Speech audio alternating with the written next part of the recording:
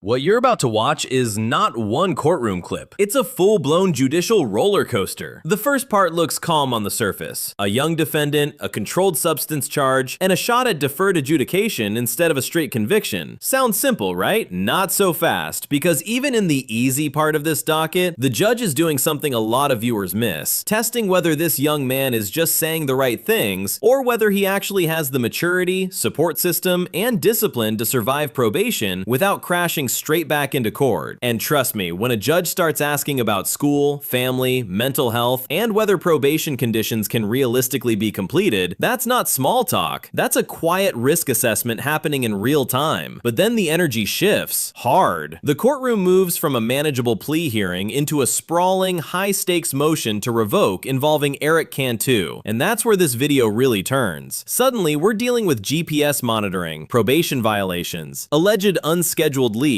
a claim about an emergency involving a child, a burglary allegation, witness testimony, police body cam, surveillance alerts, text messages, and one of the most explosive side battles you'll ever see in a hearing like this. A fight over whether a witness was pressured, improperly subpoenaed, and pushed into talking to prosecutors under circumstances her attorney calls coercive. That's not just drama, that's legal dynamite. So as you watch this unfold, keep your eye on three things: credibility, process, and motive. Who sounds consistent? Who's following the rules? And who is trying to turn facts into strategy? Because by the end of this hearing, the judge is going to be forced to sort through all of it: probation rules, parental concern, witness pressure, and evidentiary boundaries, and decide what actually matters under the law. And when that starts happening in real time, courtroom viewing stops being passive. It becomes a puzzle.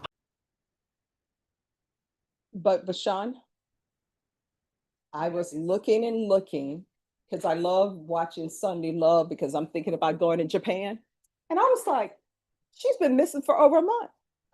And everybody was sending prayers, like our prayers are with you, because she has some kind of autoimmune issue, but she doesn't tell you what it is, which is fine. And so I'm sending prayers, I'm praying, I'm like, oh my gosh, I hope nothing's happened to her, right? Because I love her videos because she'll show you different parts of Japan. All right. Then her sister comes on, and her sister's like, just send your prayers. I'm like, oh my gosh. And then Bashan, she comes back and says she had been in custody for 45 days in detention. Oh. She said they came knocking on her door. Judge. Yes. About that case for Payne, Yes. What are we asking? the outstanding. Oh, state. On Mr. Payne, the outstanding case, what is happening with that?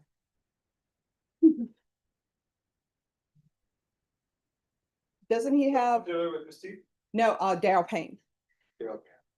Oh, yes, with Christine. Yes, the other one is being taken into consideration. All right, so has it already been done? Yes, John, very good. Okay, awesome. All right, Bashan, it's already been done. Okay, good. That way he won't be waiting. Hmm? Sure. I'm on this MTR, but I represent.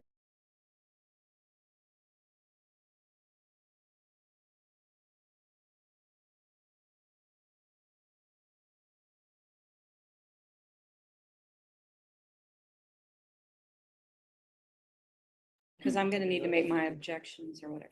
We'll wait for you. Okay, thank you. Sure. Well, let me ask you this before you head out. The objections you have, is it over specific evidence or? I'm just gonna try and object to her testifying. Okay, do we want to address that now? Is there something that I need to know about? Okay. All righty. Need to make a record for her. Okay. Okay. Then I'm All right, who's here on Andres Escamilla?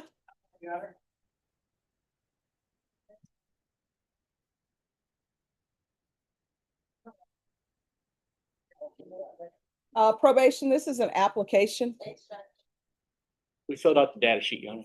Now we're officially into the Andreas Essamilla case, and the tone changes immediately. This is one of those moments where court sounds procedural, almost boring if you're not paying attention. But these are the moments where defendants quietly make decisions that can define the next several years of their lives. The judge is confirming discovery, paperwork, waivers, and the application for deferred adjudication. Translation: the court is making sure nobody can come back later and say, "I didn't understand what I was signing." That may not sound dramatic, but it is incredibly important. And here's the big backdrop. This defendant is not just entering a plea. He's trying to step into a deferred adjudication arrangement, which is basically the court saying, "I'm willing to hold off on a formal conviction, but only if you prove you deserve that trust." So right away, the legal stakes are huge. This is not a guaranteed break. It's a conditional opportunity. And the judge is already laying the foundation to make sure this plea stands up if anyone questions it later. Okay. Court is calling 2025 CR 015142 State versus Andres Escamilla. Can I have parties announced? Right, ready for the state? Roberto Vargas for the defendant, ready to proceed, Your Honor. And are you Mr. Escamilla? Yes. Counsel, have you received all discovery? Did you review it with your client? Yes, Your Honor. Court will find that the state is in compliance with discovery. Mr. Escamilla, did you review the application for deferred adjudication with your attorney? Did you understand it and sign it? Did you? Did you review the true bill of indictment with your attorney? Did you understand it? I did. Counsel, do you waive the reading? Yes, Your Honor. State, are you proceeding on the indictment as presented? Mr. Escamilla, did you review the court admonishments with your attorney? Did you understand it and sign it in all the appropriate places? This is where the courtroom reminds everyone that even a calm plea hearing can carry very serious consequences. The charge here is possession of a controlled substance, penalty group 2, in an amount between 4 and 400 grams, a second-degree felony. And the judge says it plainly. The punishment range is 2 to 20 years in prison and up to a $10,000 fine. That is not misdemeanor territory. That is real felony exposure. So when viewers hear the defendant calmly answering, "Yes, sir," through all this, it can almost hide how serious the situation actually is. But this is the exact reason judges recite punishment ranges on the record. It forces the defendant to confront what the court legally could do if things go badly. And it also makes what comes next, the possibility of deferred adjudication, seem even more significant. Because the difference between "I'm getting a chance" and "I'm facing 2 decades" is exactly why courts insist these admonishments be crystal clear. All right, you're charged with possession of a controlled substance, penalty group 2, 4 to 400 grams as a second-degree felony. Range of punishment is anywhere from 2 to 20 years in prison and up to a $10,000 fine. If you have a plea with the state, the court does not have to follow your plea. If for any reason the court does not follow your plea and gives you more than you bargained for, the fact that you entered a plea will not be used against you, and you will be allowed to withdraw your plea. You have a right to jury trial, a right for you or your attorney to cross-examine and confront any witnesses. The state will call in the right to remain silent. By entering this plea, you're giving up those rights. Did you intend to give up those rights and enter into a plea in this case? This is one of the most important warnings in the whole plea process, and a lot of people underestimate it. The judge explains that if deferred adjudication is granted and later revoked, the court can find the defendant guilty and sentence him anywhere up to the full statutory maximum. Here, up to 20 years in prison and a $10,000 fine. That means deferred adjudication is not a free pass. It's more like probation with a trapdoor under it. And that's why judges take their time here. The court wants the defendant to understand that deferred adjudication feels lenient at the front end, but it can become brutally unforgiving if violated later. In other words, the bargain is this: you get mercy now, but if you waste it, the court keeps all the sentencing power it had on day one. That's why these "yes, sir" answers matter so much. They lock in understanding. So if you were in this position, would you see deferred adjudication as a second chance or as a ticking clock? Did you understand if the court were to grant your application for deferred adjudication, if for any reason your deferred adjudication were revoked, the court could find you guilty and sentence you up to 20 years in prison and up to a $10,000 fine? Did you understand? Yes. Counsel, has your client been able to provide you with any defenses? Yes, Your Honor. Do you believe he has a rational as well as a factual understanding of the charges against him? Yes, Your Honor. Do you believe he's currently competent and was legally sane at the time of the offense? Yes, Your Honor. Mr. Escamilla, has anyone threatened you, coerced you, or placed you in fear No, Your Honor. to get you to enter this plea? No, Your Honor. Has anyone promised you anything other than the plea? No, Your Honor. Are you satisfied with the way you've been represented? Yes, Your If you're not a U.S. citizen, by entering this plea, You will be deported, denied naturalization and reentry. Did you understand? Yes, Your Honor. Court will find the defendant has knowingly and voluntarily waived his right to jury trial. Just a moment off the record. Cindy, do you need anything?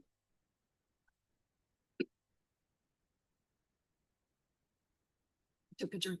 There you go. Thank you. Are you ready to proceed? Yes, sorry. Oh, no problem. All right, did you review the plea bargain page with your attorney? Did you understand it? Yes, Your Honor. According to the plea, punishment is to be assessed at $1,000 fine probated, and the state is recommending deferred adjudication. Did you understand that to be the plea? Yes, Your Honor. Defense? Yes, Your Honor. State? Yes, Judge. Did you review the waiver of appeal paragraph with your attorney? Did you understand it and sign it in both places? Yes, Your Honor. By signing that you're waiving your right to appeal, the only items that can be appealed are written pretrial motions that have been filed, heard, and ruled upon by the court. Did you understand? Yes, Your Honor. Any such motions? No, Your Honor. Off the record.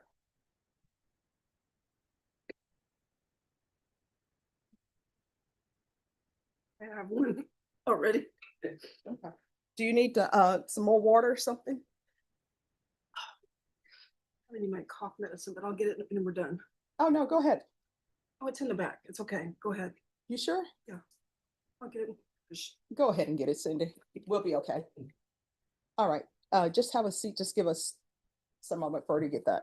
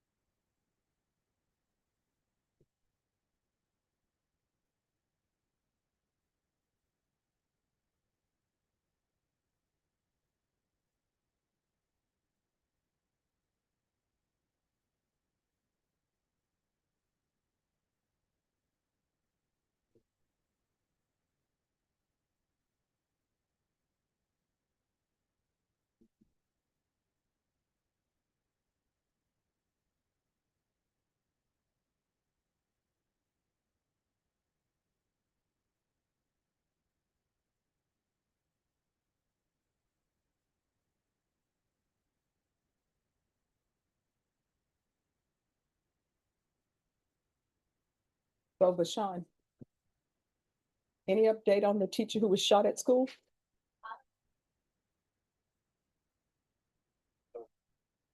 Yes, Your Honor. And then they, I think, and then they said the teacher is at the hospital. Right, Uh, this last day.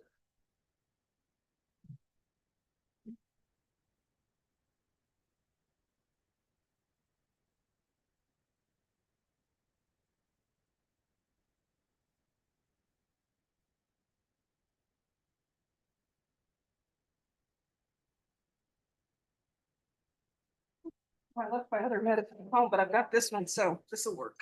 Okay. Thank you.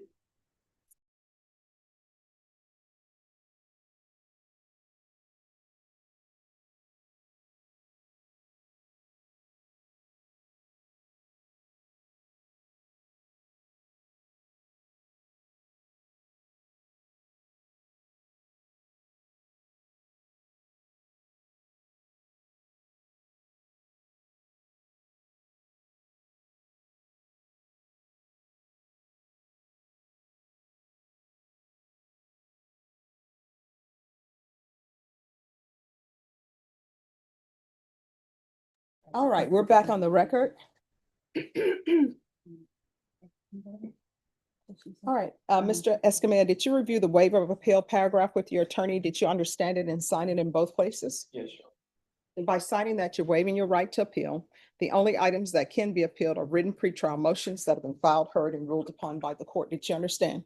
Yes, Counsel, any such motion? Now the actual plea bargain terms hit the table. A $1,000 fine probated, with the state recommending deferred adjudication. That's a very different outcome from a prison sentence, and it tells you something immediately. The state is willing to bet this defendant may be salvageable outside of incarceration. But even here, the judge keeps the pressure on with the waiver of appeal language. That part is huge. Once the plea bargain is accepted and the rights are waived, the defendant's path to challenge the outcome gets very narrow. This is one of those moments where courtroom calm can be misleading. The defendant sounds respectful, the lawyers sound prepared, the judge sounds methodical, but legally, the door is closing. Trial rights are being surrendered, appeal rights are being limited, and a felony case is moving toward a supervised outcome that could still go sideways later if the defendant slips. Quiet? Yes. Casual? Not even close. No, Your Honor. Outside the agreement, the state is requesting that your community supervision be for a term of 2 years.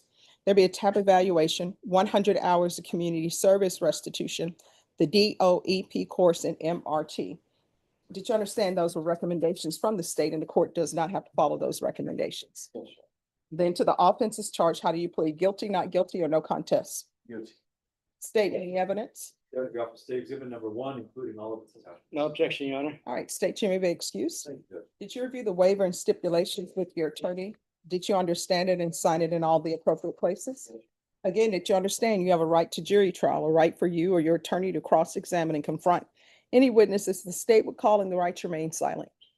Did you understand that today the state will be presenting evidence in the form of witnesses, statements, and police reports, but most importantly, there will be no live testimony? Did you understand? Yes, Your Court will find that defendant has knowingly and voluntarily waived and consented to stipulation of testimony and stipulations. Court will accept into evidence states exhibits 1 and attachments and review the same.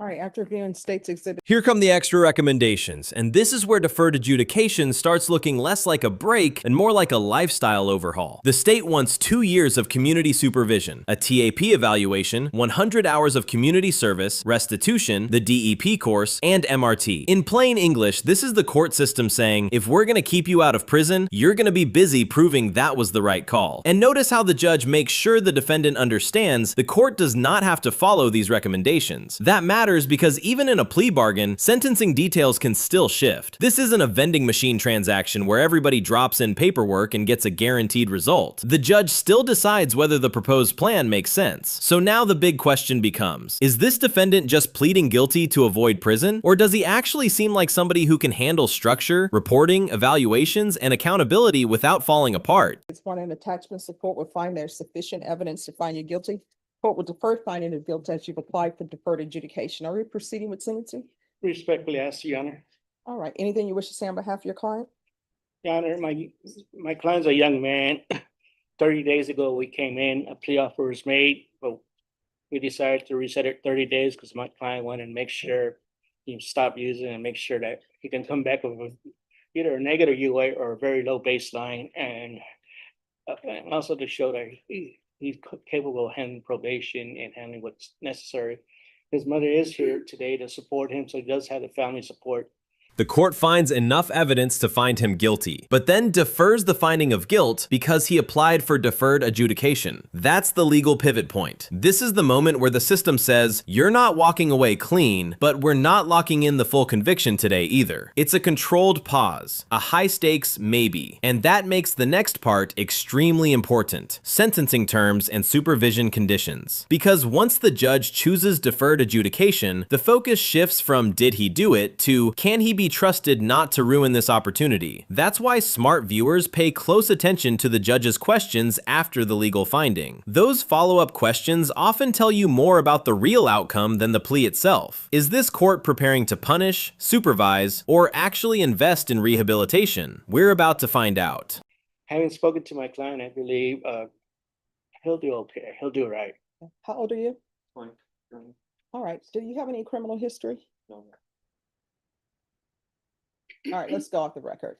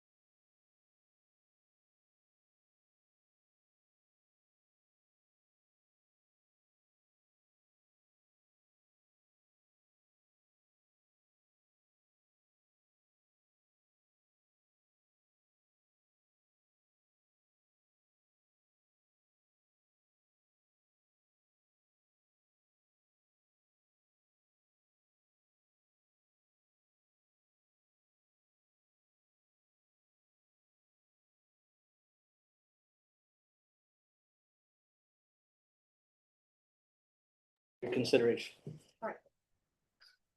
Defense counsel makes a very deliberate pitch here, and it's a good one. He tells the court they reset the case for 30 days so his client could show he had stopped using, or at least come back with a lower baseline, and prove he was capable of handling probation. That is not just mitigation. That is a performance argument. The defense is saying, don't judge him only by the offense. Judge him by what he did after the offense when he knew the court was watching. And that can matter a lot with judges. Courts like seeing effort before conditions are imposed. It suggests the defendant is not waiting for the system to save him. He's trying to help himself. Add in the fact that his mother is present, and defense counsel says he has family support, and the message becomes clear. This is a young man with structure available to him if the court chooses to lean into rehabilitation. Still, judges hear hopeful speeches every day. The real question is whether this one lands.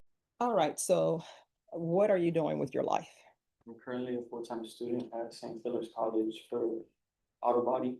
Mhm. And I'm working part-time with my father for his landscaping company. Okay. Do you have any children? Not until you're ready, okay? All right, can you have his mom come up?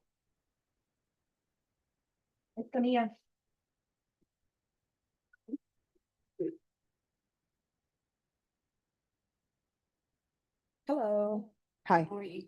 Oh, I'm doing great. How are you doing?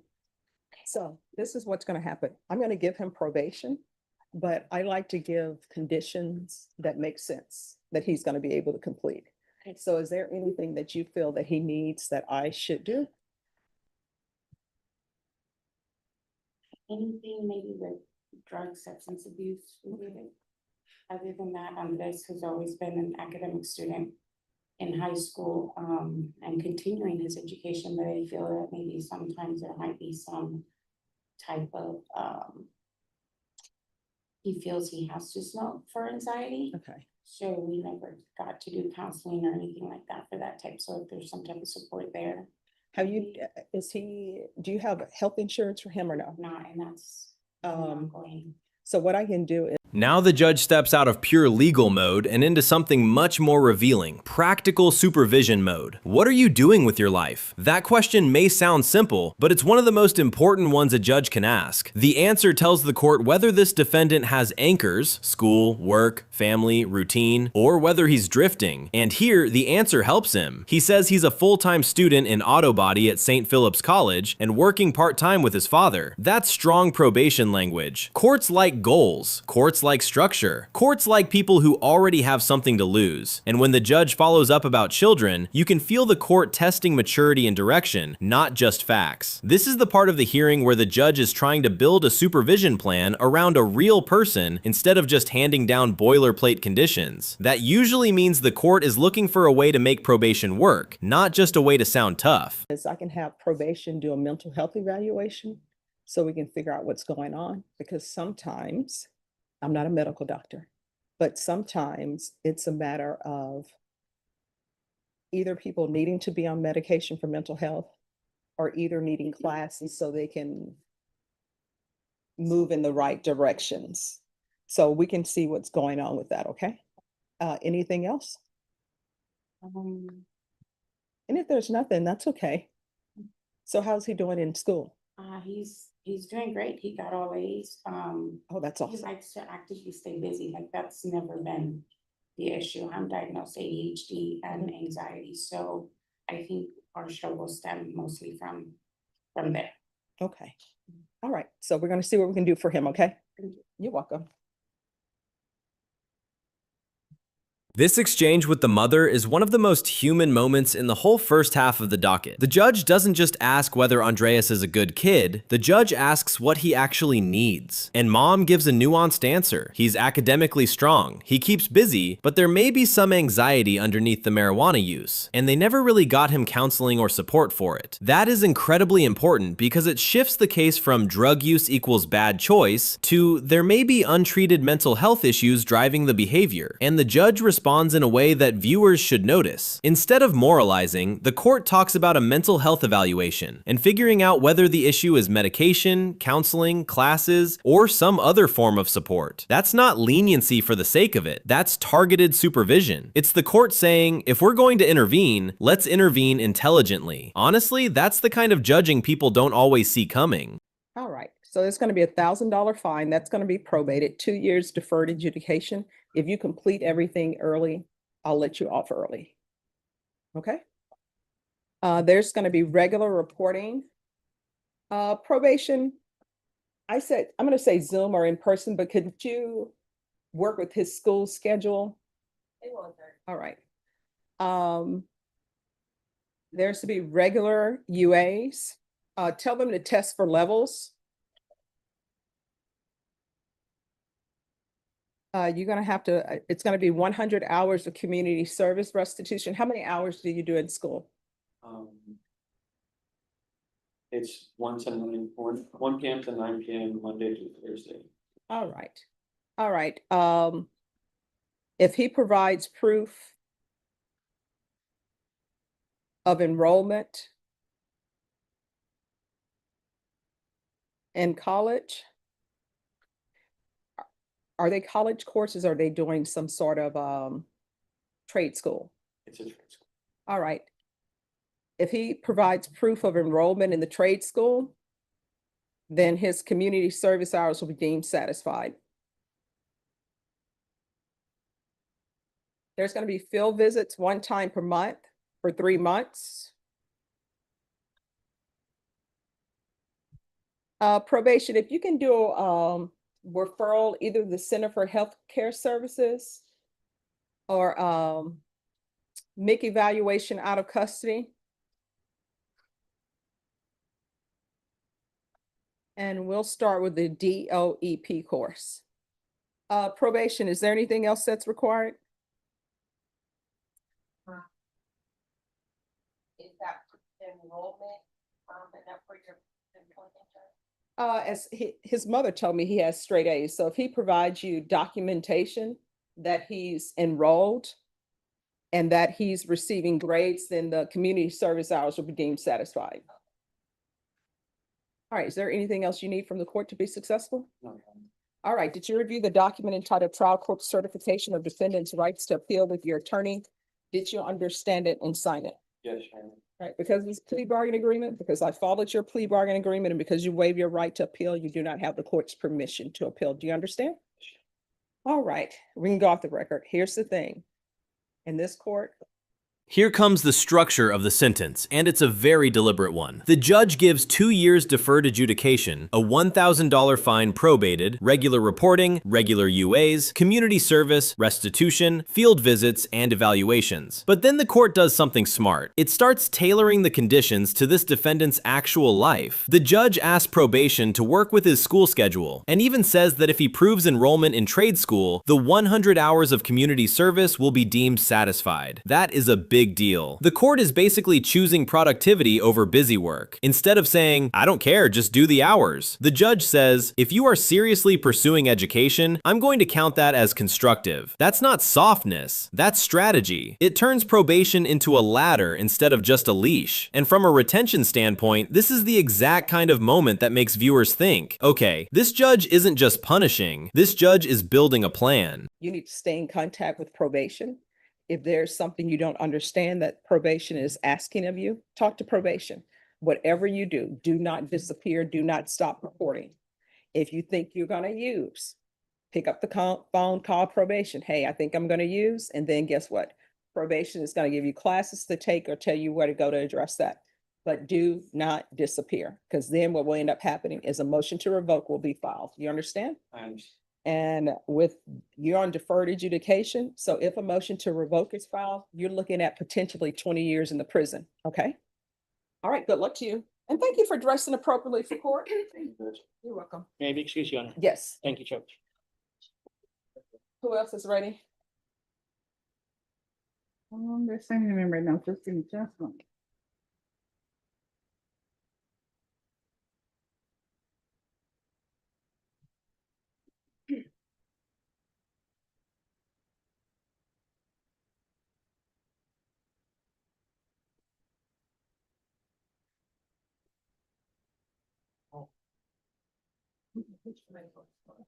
This final lecture in the Andreas case is the courtroom version of a flashing red warning sign. The judge says it plainly: stay in contact with probation, ask questions if you don't understand, and whatever you do, do not disappear. That phrase matters, because in probation court, vanishing is often treated worse than struggling. If you're tempted to use, the judge says call probation, get help, take classes, but don't ghost the system. And then the real hammer. Because he's on deferred adjudication, if a motion to revoke gets filed, he could be looking at up to 20 years in prison. That's the court making sure the defendant walks out knowing exactly how thin the ice really is. So the first case ends on a hopeful note, yes, but it's a hope loaded with consequences. And now, after one of the more constructive plea hearings you'll see, this docket is about to swing into a much rougher, messier, more adversarial fight. Okay.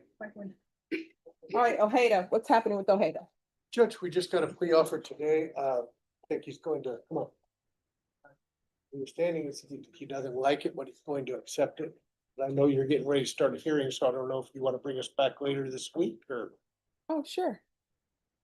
Norma, Yes, sir. you want to recall this for Thursday Yes, sir. or Monday? Thursday. Yeah, let me check the calendar.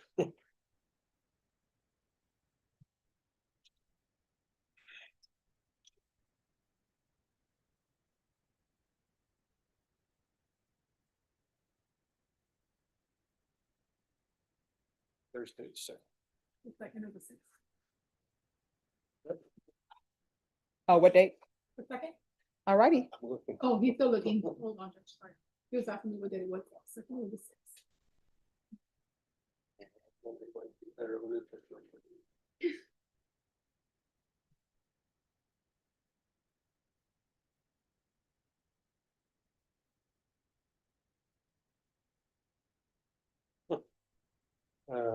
I guess Monday. Six. All right. We'll see you back on April 6th. All right, thank you.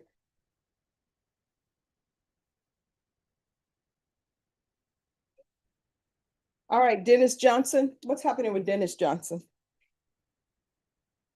I don't know what, is that Judge? Is Dennis Johnson in here? All right, just give us a moment with Mr. Cox. All right, Christopher Falk, what's happening with that? Oh, I told Bill and Robert. They're off the hallway. Okay.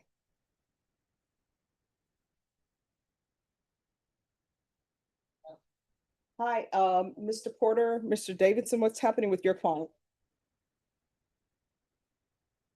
Mr. Falk, what's happening with him? Get his phone line sorted out, right?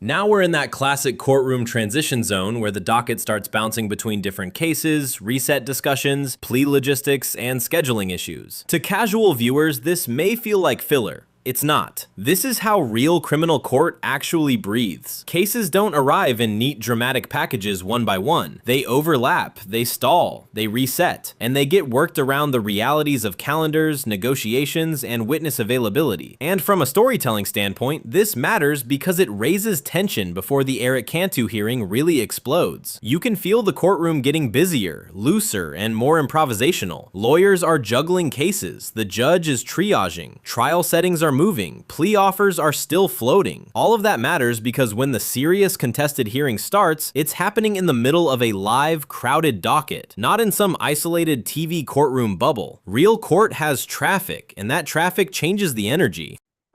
We're gonna have trial. All right, Norma, recall Mr. Falk for tomorrow, and he needs to be dressed for trial. Highlight it, Judge, because I do request him dressed. All right, we'll see y'all tomorrow. Thank you.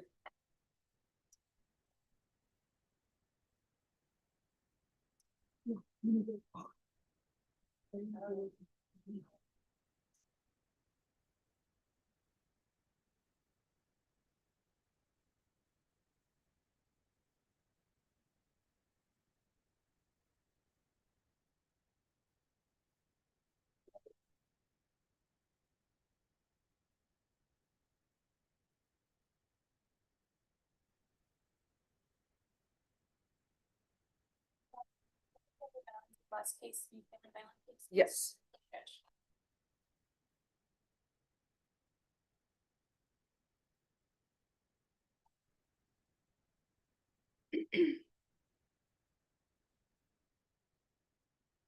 Oh.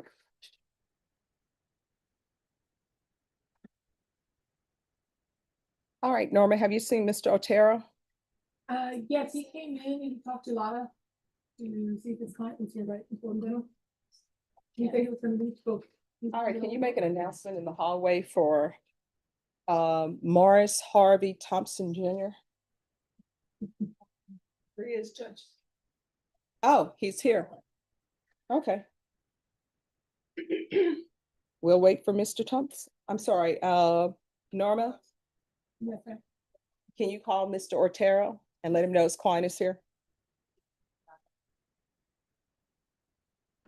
All right, and then on page 7, Andrew Shepherd.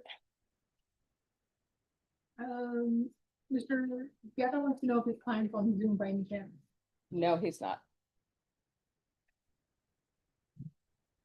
All right, Mr. Cox, what is happening with Dennis Johnson? Oh,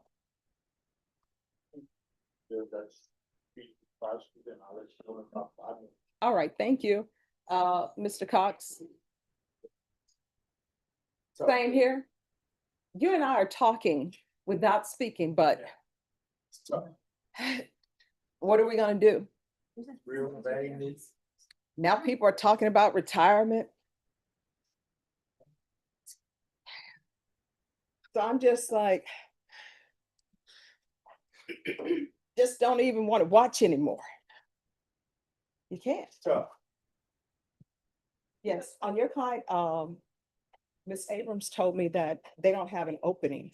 I just called over lunch and that was, but I'm confused because so I spoke with the clinic administrator and she says she, I guess, reached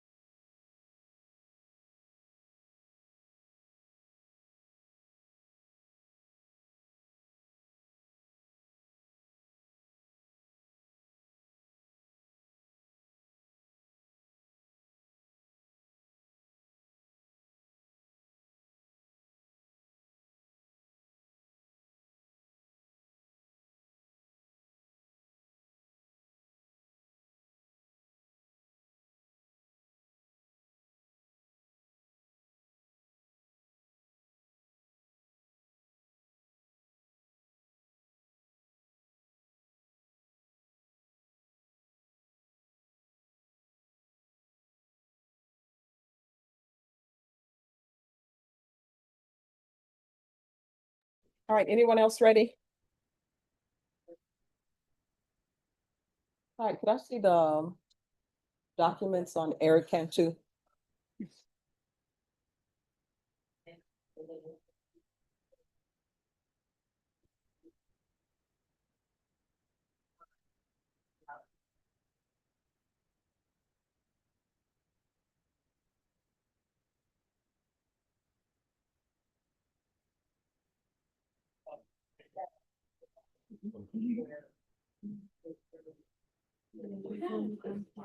The train for you to come, right?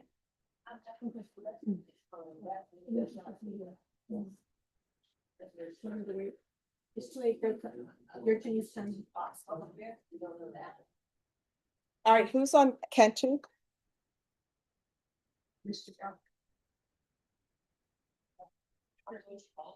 Yes, who's here on Cantu? Are you guys ready? Are y'all ready? All right, so we have a motion to revoke and First Amendment motion, is that correct? Yes, sir. Okay.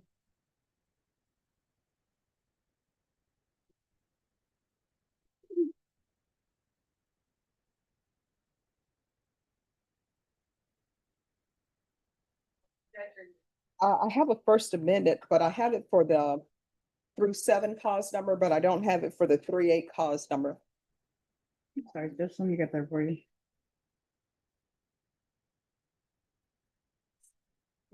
Oh, thank you. I'll have it. Yeah, thank you. Apology.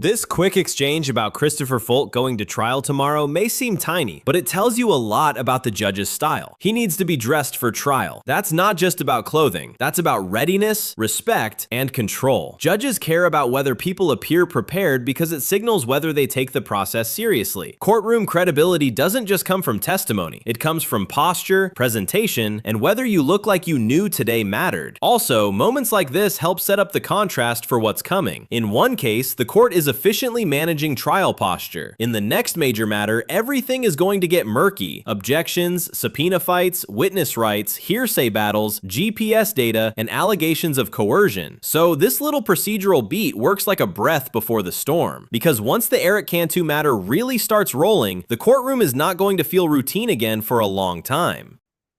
All right, anyone else ready before I start with this hearing?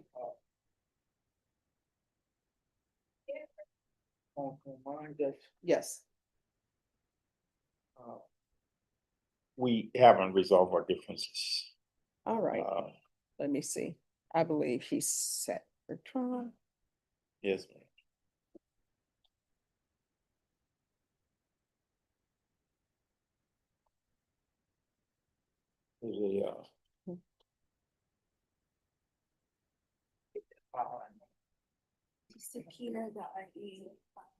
Okay.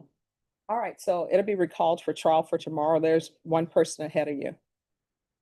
All right, And who's that, IA IA. judge, I thought that information would be in the normal discovery, Mhm. but here at this outside the normal realm. And it's my understanding that's something I would have to subpoena. Oh. From Here's the thing, last time we were here, there was an issue with a memorandum disclosure. Correct, Judge, and I followed up with our ADU unit regarding that. They said there are no updates regarding the EDU memo of that. There, I then relayed to Mr. Cox, if there was more that he thinks there is there, he would need to subpoena the internal affairs file that is maintained by the city of San Antonio. That is not in the possession. All right, if you could you reach out with, I think his Cobb, Yeah, Judge Cox. and see if he has information. Yes, sir, and he would need to subpoena. All right, so we'll come back tomorrow. Okay. All right. I have Miles County and Mhm. just decide. Cross setting. Just say pre-trial, so. Okay. Well, I mean, if we do this, it will be in the afternoon. This will be in the afternoon? Mhm. Okay. All right, thank you. You're welcome. Norma, if you'll give Dennis Johnson a reset. Yes, sir.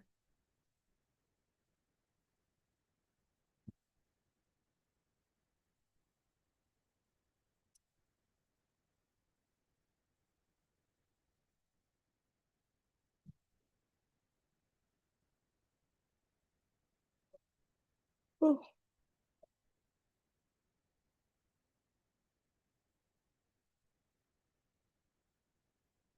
Okay.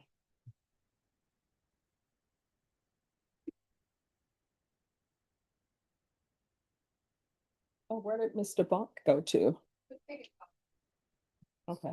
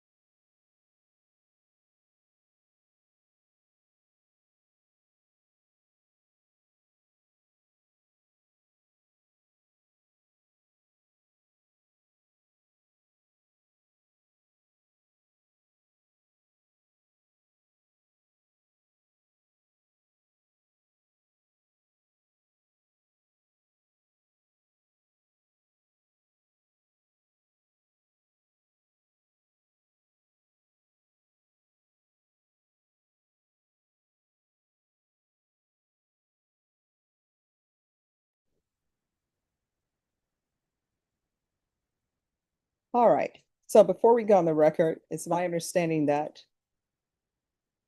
the state, you have a witness that the witness attorney is going to be objecting to. So are you all aware of the attorney's objection? Yes, Judge. All right, so what we'll do is we'll start with the reading of the motion to revoke. And are you all going to be proceeding on the same allegation in each cause? Yes, Your All Honor. right. The court is calling 2024 CR 1238 and 2024 CR 1237, State versus Eric Cantu. Can I have parties announced for the record? Megan Galloway and Warren Espinosa for the state. Charles Bunt, Lindsay Shaw for Mr. Cantu. All right. And are you Mr. Cantu? Yes, sir. Okay. In each of these cause numbers, Mr. Cantu, have you had a chance to review the motion to revoke community supervision and the first amended motion to revoke community supervision with your attorney? And did you understand it? Yes. Right. And cause number 2024 CR 1237. Are you the same Eric Cantu who was placed on community supervision for the offense of evading arrest detention with a vehicle on November 18, 2025 for a term of 8 years? Yes. And in cause number 2024 CR 1238, are you the same Eric Cantu who was placed on community supervision for the offense of evading evading arrest detention with a vehicle on November 18, 2025 for a term of 8 years? And here we go. The Eric Cantu hearing is about to begin in earnest, and the court is already flagging a problem before testimony even starts. There's a witness the state wants to call, and that witness's court-appointed attorney is preparing an objection. That is never a small thing. When a judge is discussing witness objections before the record even fully gets going, it usually means there's already a legal minefield under the case. And don't lose sight of what this hearing is actually about. This is a motion to revoke community supervision in 2 cause numbers. That means Eric is not in a fresh criminal trial posture here. He's in a probation survival posture. The state is alleging new criminal conduct and house arrest / GPS violations. That's a dangerous combo because on revocation hearings, the rules can feel more flexible, the burden is lower than a criminal trial, and the consequences can still be devastating. So from here forward, everything matters. Every allegation, every record, every witness, every objection. All right, you may be seated. All right, state, you may proceed with reading the allegations that you're going on? Violation of condition number 1 on or about the 4th day of December 2025 in Bear County, Texas. The defendant, Eric Nathaniel Cantu, committed the offense of burglary of habitation in violation of condition number 1. How you plead to that, true or not true? Not true, Your Honor. And that is in both motions? Yes, Your Honor. And is your answer not true to both motions? Not true. All right, next. Violation of condition number 21 on or about the 4th day of December 2025 in Bear County, Texas. The defendant, Eric Nathaniel Cantu, did then and there fail to comply with the rules and regulations of the Bear County Community Supervision and Corrections Department electronic monitoring partial house arrest program as set forth by the court, in that the defendant left his residence at approximately 10:55 p.m. without the permission of a supervision officer in violation of condition number 21. To that, how do you plead? True, Your Honor. Or not true. All right. And is that not true in both motions? That's correct. All right, state. There are no remainders. All right. The defendant. Now the allegations are on the table, and they are serious. First, the state claims Eric committed burglary of a habitation on December 4th. That's violation of condition number 1. Basically, don't commit a new offense. Then there's condition number 21, allegedly leaving his residence at around 10:55 p.m. without permission while on electronic monitoring partial house arrest. Eric pleads not true to both. That matters because the state now has to prove these violations at the revocation hearing. And while this is not a jury trial, it is still very high stakes. A new criminal allegation plus a monitoring violation can give the state 2 separate lanes to attack his probation. If the burglary allegation gets messy, they can still try to win on the unscheduled leave. If the leave looks understandable, they can still argue the new offense. This is how revocation hearings get dangerous. The state doesn't need just one perfect story. It needs enough credible proof to satisfy the judge. Has pled not true to violations 1 and 21. State, you may call your first witness. State calls Chloe Campos.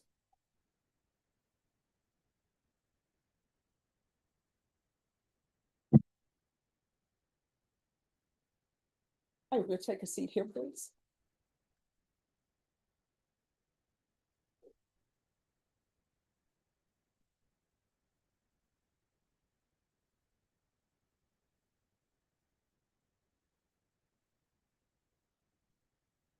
All right, could you raise your right hand? Do you solemnly swear or affirm the testimony you give will be the truth and nothing but the truth, so help you God? Yes. All right, you can lower your hand. Make sure you keep your voice up so everyone can hear, and there should be a square microphone up there. Yes. All right, if you'll put that somewhere on your jacket, it's for the court reporter to hear. All right, if you'll state your name for the record. Chloe Campos. State, you may proceed. Thank you, Judge. Ms. Campos, how are you presently employed? I am a Bear County probation officer for the gang ISP unit. How long have you been a probation officer? Less than 4 years. What are your duties in your present position? I'm sorry, restate your question. What are your duties within your present position? I supervise those who have been granted probation in the gang ISP unit. What kind of training do you have regarding probation and monitoring supervision? I went through the CSO Academy upon being hired, and I've done additional trainings throughout my career here. Are you a custodian of records for the Bear County Adult Probation Department? I don't know how to answer that question because I don't fully understand it. Okay, so can you describe your organization's practice regarding monitoring individuals and whether a case file is maintained on them? A case file as far as our documentation. Correct. During CSO training, we are taught how to document appropriately when we're doing office visits. When you become a field officer, as such myself, you also learn to document your field visits. You also go through training on how to upload things into CSS and how to appropriately date things for each case. The state calls Chloe Campos, the probation officer, and this is where the first strategic layer starts. The prosecution isn't jumping straight into emotion or accusations. It's doing what smart prosecutors do first: build the administrative backbone. Who is this witness? What does she do? How are records kept? How does the probation department document things? That may sound dry, but this is how you make later testimony about conditions and violations feel official and trustworthy. And defense lawyers know exactly what's coming, which is why you'll start hearing hearsay and foundation objections almost immediately. If the state wants the judge to rely on probation records, file notes, orientation records, and system data, it has to establish that these aren't just random documents floating around. So what looks like slow setup is actually the first fight. Can the state make the system itself sound reliable enough for the court to trust what comes out of it? Is there a system that your department uses to maintain all of this information? I believe you're referring to CSS as far as that's where our case files are kept. Okay, do you find CSS to be reliable? Reliable? I wouldn't be able to comment on the reliability of CSS, but that's the system that we use every day for our cases, yes. Okay, so you use the system every day, but you can't comment on as to whether you find it reliable, is that correct? Reliable? Yeah, like if somebody puts notes in the system, are the notes in the system able to be accessed later? Or Yes. does it Yes. have glitches is what I'm getting at regarding that question. As far as glitches, that would be an IT question, but as far as information gathering, that is where we gather all our information on a case if it's transferred to another CSO. Are you familiar with a probationer by the name of Eric Cantu? Yes. Do you know him to be a probationer currently supervised by your department? Yes. Are you assigned his case? Yes. Approximately when were you assigned his case? On the adjudicated case, since he's been adjudicated, before that, I was his supervision officer on the deferred case, but I would not know the exact date that he was assigned to me on that case. So you've had him the entire pendency of his time on probation, is that correct? I've had him since he's been placed on adjudication for these two cases, yes. Thank you. Do you see Mr. Cantu in the Do you see Mr. Cantu in the courtroom today? Yes. Can you please point to him and describe him by an article of clothing? He's wearing a navy blue blazer. For the record, the witness has identified the defendant. Did a representative of the Bexar County Adult Probation go over Mr. Cantu's conditions with him? According That's not to, some call for hearsay and speculation. All right. If you'll re-ask your question. Did a representative of the Bexar County Adult Probation Department go over the conditions of Mr. Cantu's probation with him? All right, and then if there's no objection, are you the representative? that would have read those to him. Yes. No. All right, so what's your objection? It'll be hearsay and she does it speculation and hearsay. If she, first off, speculation as to whether or not it was done, and then if it was done, if she knows about it, it'll be hearsay. State? You know, I'm not asking if she was specifically the person that went over it, just within her knowledge, does she know the conditions to have been read to him? This exchange about the CSS system is more important than it sounds. The witness is trying to explain how probation records are stored, documented, and accessed, but she's also being careful not to overstate what she can personally certify, and that caution matters. Good witnesses don't always say exactly what the lawyer wants. Sometimes they say, "I can't fully answer that," and that can either make them look honest or make the state's foundation wobble. That's exactly what's happening here. The state wants her to help establish regular business record practices. The defense wants to show she's not the all-knowing gatekeeper the prosecution needs her to be. So when she hesitates on words like custodian of records or reliability, the defense hears opportunity. This is one of those very lawyerly moments where nobody is yelling, but both sides know the battle is on. If the paperwork doesn't come in cleanly, the whole revocation theory can get a lot weaker. If you'll lay the foundation for that question. Okay. When someone's placed on probations and they receive conditions, what's the general process that occurs? So once they speak with the court liaisons officer in the courtroom, they are given a orientation date where at that orientation appointment, they will be given their conditions of probation. They should be read to them start to finish. And then any additional paperwork that's needed as far as class referrals, officers, information like the office location, contact number, email, and their officially assigned officer's name. And does that happen in every case? Yes, orientation happens for each defendant that's granted probation for adult probation. Are the records kept in the CSS system you were discussing before?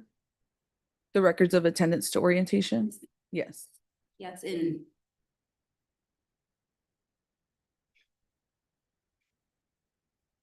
And where they're read their conditions, are those documents kept in the CSS system as well? Whether or not they were read their conditions? Just the Or- records that were read to the probationer, are those They're- stored in the CSS system? Their conditions of probation are scanned into CSS, yes. And when somebody's read the conditions of probation, do they acknowledge the reading of those conditions in any way? I'm gonna object to I'm irrelevant as to what others what would happen in other situations. She's All already testified she didn't do it in this case, so she has no idea whether or not he was read or understood All right, these questions. all right, that objection will be overruled. I haven't heard a question yet that's asking about this specific defendant. All right, you may proceed.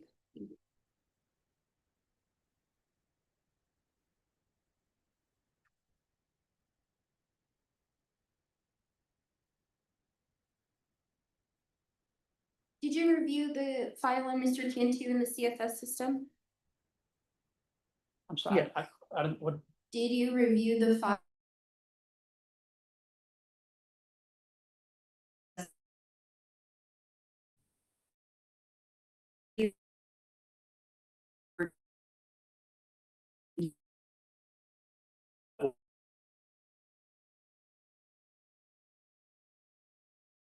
From that document at this time, I'm asking if she observed the documents in there. Judge, but I think she's already testified that she's familiar with the system, that it's reliable, even though she didn't say she can't put two and two together, but she testified that she uses the system frequently. That's the case management system that they use, that she's updated it personally and that she's reviewed it in this case. And so I think that the predicate has been laid that that the records are kept in the normal course of business, and as a supervisor with the probation department, she's able to rely on those records, review them, and testify to them as a custodian of records because they are kept in the normal course of business and she is employed by the department. Now the state pivots smartly. Instead of forcing this witness to testify about what happened in this exact case before the foundation is ready, the prosecutor broadens the question. What is the general process when someone is put on probation? Orientation, reading the conditions, giving referrals, identifying the assigned officer, that whole routine. That's a classic move. If you can establish normal procedure, you can later argue it likely happened here too, and that's where defense counsel pushes back. The defense doesn't want the judge drifting from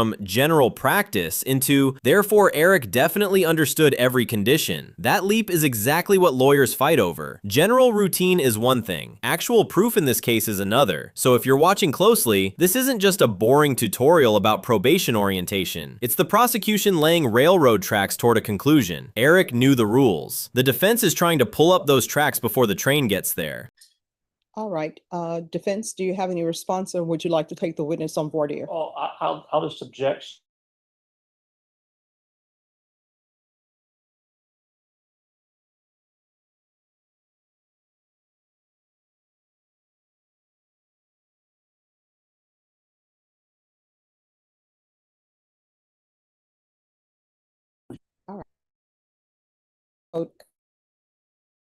Anybody? So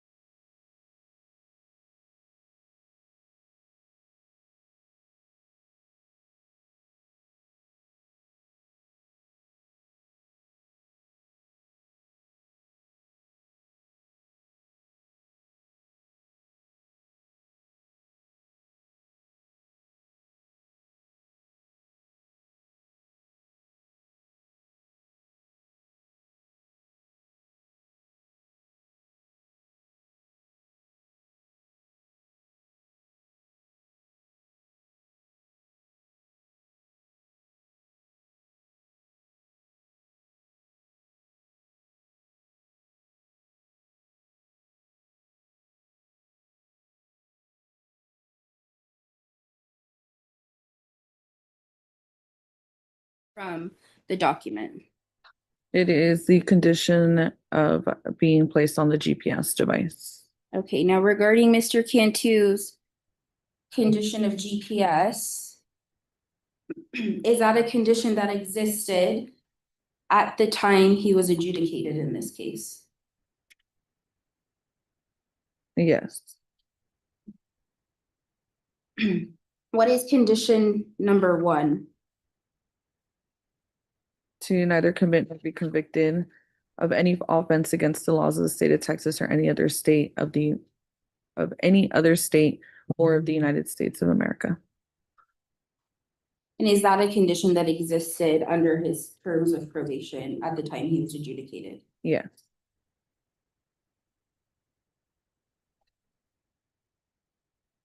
How would condition number 21 be complied with? How would it be complied with? Mhm. Following the rules and regulations of the GPS device. We've officially hit the evidence law grind, and this is where revocation hearings can turn into trench warfare. The prosecutor argues that the witness is familiar with the system, uses it daily, updates it herself, reviewed it in this case, and therefore should be able to rely on records kept in the normal course of business. The defense objects anyway, trying to keep the witness boxed in and stop her from becoming a shortcut for the entire probation department. And honestly, this is smart defense work. Even when the law may ultimately allow the records in, forcing the state to fight for every inch serves two purposes. It preserves objections, and it makes the judge think carefully before treating file entries like gospel. This is especially important in a case where one of the alleged violations is technical and the other is explosive. If the state's administrative proof looks shaky, the defense can later argue the whole house was built on loose boards. Okay, and how does Bexar County Adult Probation monitor a probationer that has a GPS requirement? There's another unit that supervises those violations and compliances. And if there are violations, we are notified by them.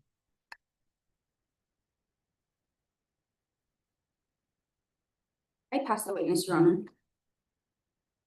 Defense? On these violations, there are exceptions in place for individuals as far as the GPS. Is that correct? For example, if you have a medical emergency, you don't have to wait to get permission to go to the hospital. You can go, right?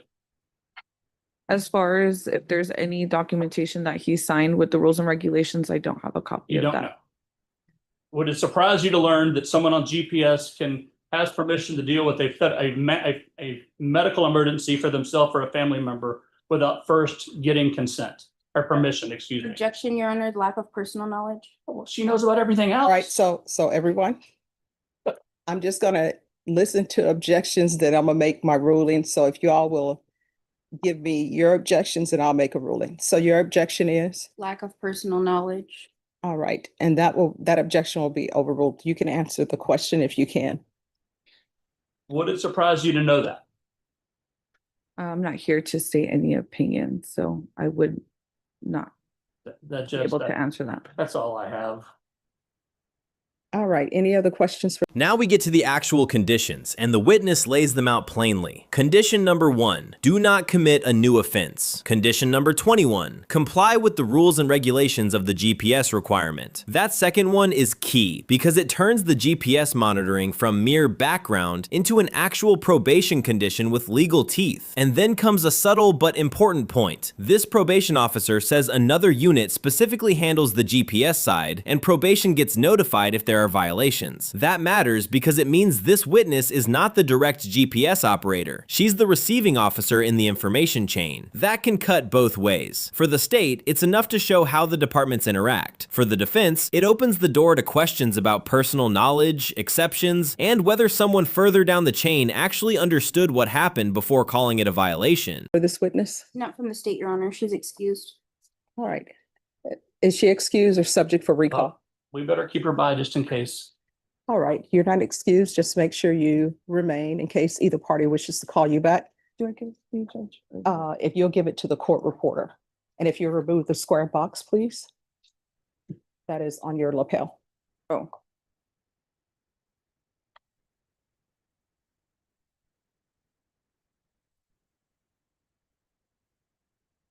All right, state who's going to be your next witness? Karen Smith, Your Honor. Could I have parties approach on that? Yes.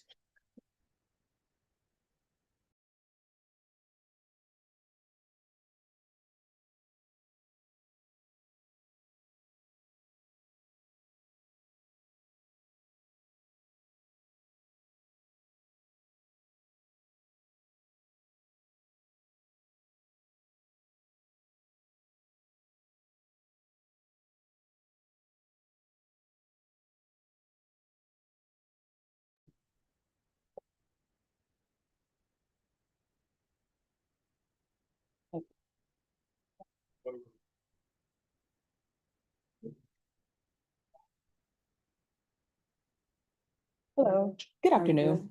There's a square microphone up there. It's gray and black. We'll put that somewhere. It's for the court reporter to hear.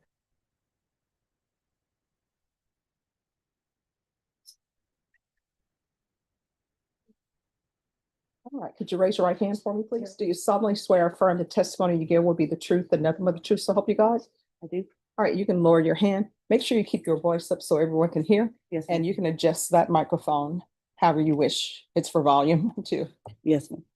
Could you state your name for the record? Taryn Smith, TARYN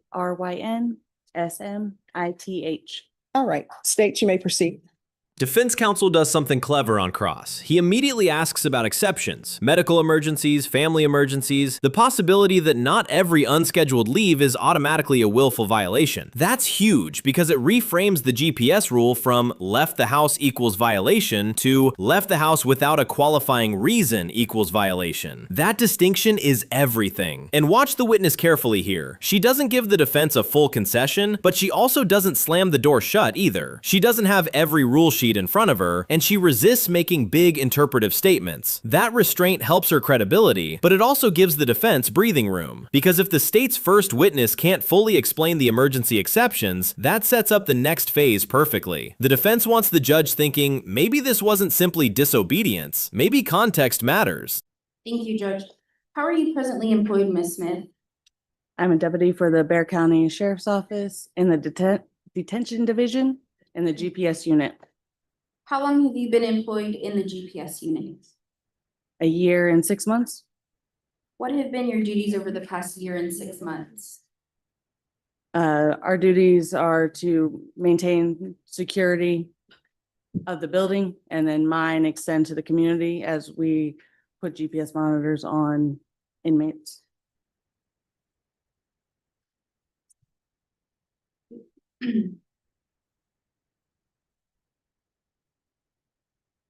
Can you explain to us generally how does one become monitored by your unit? So our GPS participants are inmates of the Bexar County Jail, and they are either sentenced by the court, they can be placed on deferred adjudication, or they can be granted probation. So when you say that the participants are inmates, that doesn't mean specifically that they're housed in the jail, is that correct?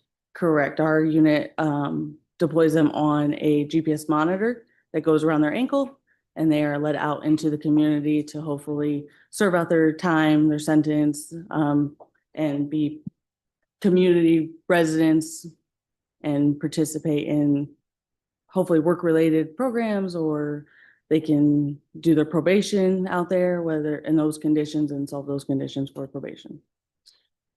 How many people do you monitor in the GPS unit? Currently, we have 85. Does that amount fluctuate Yes, ma'am. by a little bit or a lot? We had a 10% increase from last year to this year.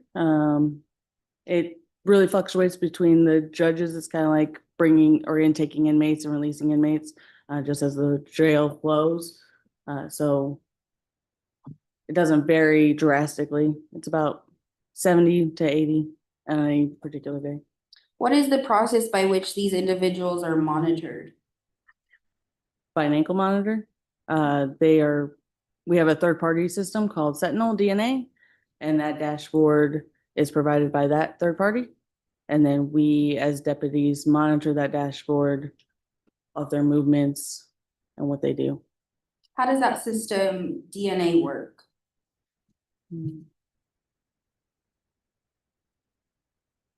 So it's an algorithm like a computer that bases their satellite imaging of their placement of the monitor, which would be on their leg of where they're at any location. Does the ankle monitor have sensors? Yes, it has several sensors that do different things, not only monitoring their location, but how well it's charged, if the monitor's been tampered with in any way. There's different ways that an individual can tamper with the device, and it has different sensors and wires built into the device that let us know what is actually going on with the device itself. So is it a fair statement to say this, the monitor through its sensors talks to the Sentinel DNA program? Yes, Okay, how often do you use the DNA system? daily. Okay, do you find it to be accurate? Yes, ma'am. Do you find it to be reliable? Yes, ma'am. Is it within the ordinary course of your unit to use this system? Yes. Can you run reports through the DNA program? Yes, ma'am. What data are those reports potentially based on? We have several reports that I can run. I can either run them for just the equipment usage itself. I can run them on location based. I can run them on specific stops or events. It just depends on what data you're looking for. Are you capable of interpreting the reports generated from the DNA system? Yes, ma'am, I was trained to do so. What kind of training did that require? Not only as like a deputy, just monitoring in general. We go through an academy for that. But we also, in our specific unit, we have a Sentinel representative that comes out, teaches everything about DNA. There, we have a civilian in our office that can easily answer any questions if something occurs. And then we have the resources of calling them 24/7 on a hotline if we need any kind of assistance. Are you familiar with a probationer by the name of Eric Cantu? Yes, ma'am. Is he monitored by you? Not currently. Was he monitored by you at any point? Yes, ma'am. When somebody gets put on probation and assigned to the GPS unit, do you review their conditions with them? Yes, ma'am. Did you do that in this case? Yes, ma'am. Do you know the terms surrounding his monitoring? Yes, ma'am. What are they? Now the state calls Taryn Smith from the GPS unit, and you can feel the prosecution tightening the screws. This is the witness designed to cure the weaknesses from the first one. She's not the general probation officer, she's the deputy from the detention division / GPS unit, who can explain how the ankle monitor system works, how people are tracked, how reports are generated, and how violations are identified. That's a strategic upgrade. If the first witness was about conditions and paperwork, this witness is about data and interpretation. And once you start hearing terms like Sentinel DNA, sensors, tampering alerts, reports, movement tracking, and accuracy, you know the state is building a more technical case. The goal here is simple. Take the "he just stepped out for a minute" argument and bury it under a mountain of time-stamped electronic evidence. Whether that works depends on how cleanly this witness can translate technology into something the judge trusts. He is for work purposes only, so he is allowed to attend probation, treatment, and work.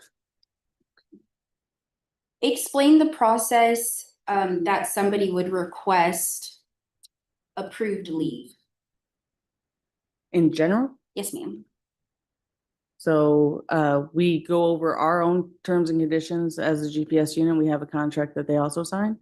And in that contract, we go over telling them that they have what we call a 48-hour notice that they send through an email to our general unit.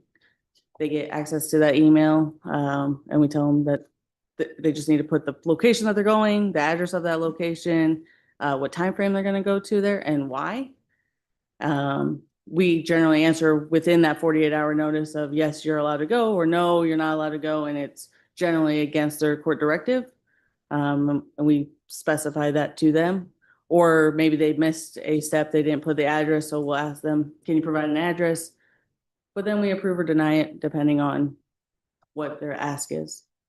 Here's the heart of the GPS supervision terms. Eric was allegedly allowed out for work purposes, probation, treatment, and approved activities, not for whatever he felt like doing. And then the witness explains the request process. A 48-hour notice, email to the unit, provide the address, time frame, and reason, then wait for approval or denial. That is the kind of structure courts love because it sounds organized, objective, and hard to misunderstand. And that's what makes the defense's later emergency theory so important. Because once the state establishes a normal approval system, any departure looks like a deliberate break from the rules, unless it truly falls into an exception. So the case is quietly narrowing. If Eric left without 48-hour approval, his only real shelter is emergency necessity. Otherwise, the technology plus the rules make the state's job much easier. Okay, how did the GPS unit handle situations of emergency?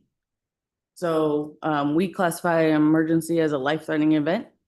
So if they are at home or at work or maybe at an approved location that we already approved for them to be at, then most likely if it's life-threatening, they're being transported by ambulance. Once they get there, we automatically get a alert saying unscheduled leave. So we look into that. Sentinel, the third-party company, will call them. Then they'll call us at the office and be like, hey, did you see that this person had an unscheduled leave? We will then attempt to call them ourselves and try to figure out where they're at and why they're doing what they're doing. We'll look into their actual location data. If they're showing at a hospital, we'll call up to the hospital, see if they have that person there. If they're showing somewhere else, then we'll consider that a violation. We'll send them an email. We'll make all attempts to contact them to find out what's going on. Okay. All right, and just one moment. Can I see parties and chambers briefly? And also you, Ms. Chacon?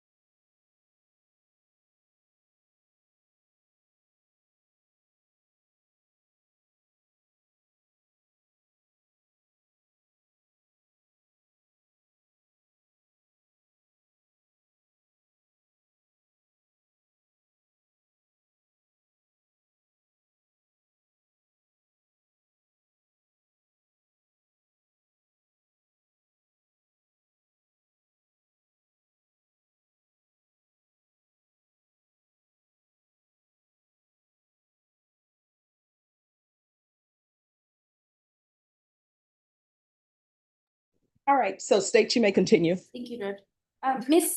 Smith, were you on duty on December 4th, 2025? Can you give me the weekday?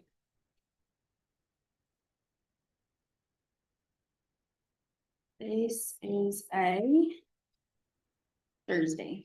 Yes, ma'am. What were the hours of your shift on that Thursday? 7 a.m. to 3 p.m. How does the GPS unit handle a situation or handle the monitoring after 3 p.m. if you're not on shift?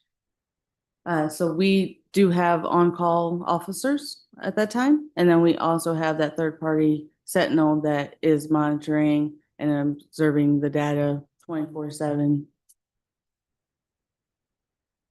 Now we get the official GPS unit definition of emergency, and it is narrower than some viewers may expect. The witness describes a life-threatening event, typically something like ambulance transport, hospital verification, location tracking, follow-up calls, and active attempts by the unit to figure out what's happening. That's not, "I was worried, so I left." That's much closer to, "There was an urgent crisis and we can verify it." And that definition matters because it creates tension with the defense theory that Eric left to check on his daughter.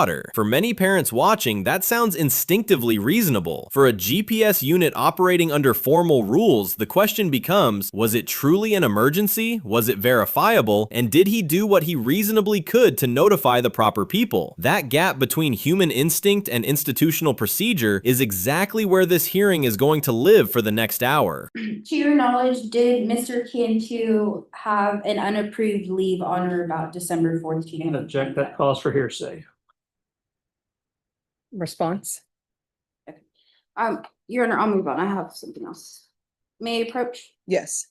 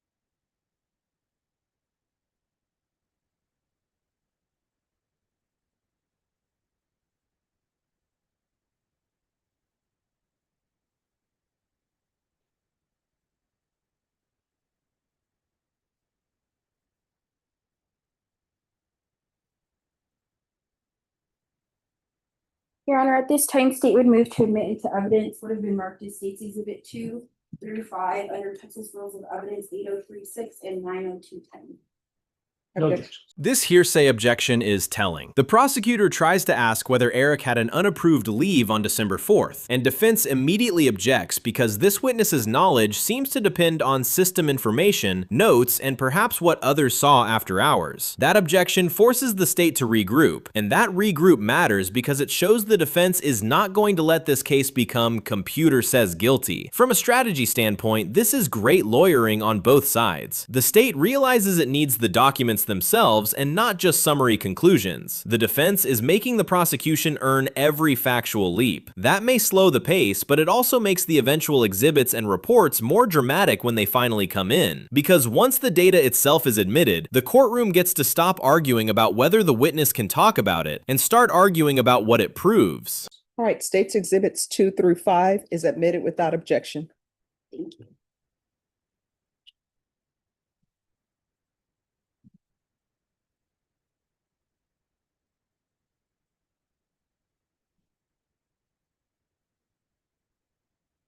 Permission to publish, Your Honor? Granted.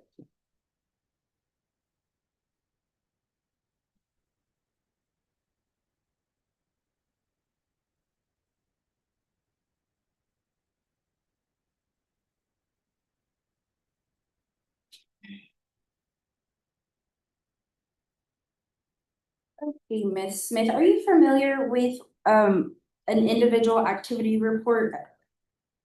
Yes, ma'am. What is that? The pattern report will show, unless it depends which report you're looking at, ma'am. Okay, so I'm talking about this individual activity report. Can you see that? Yes, ma'am. Okay. What is the client name here at the top? Eric Cantu. Okay, what is the client ID? Can you make that out? Jess, can we approach?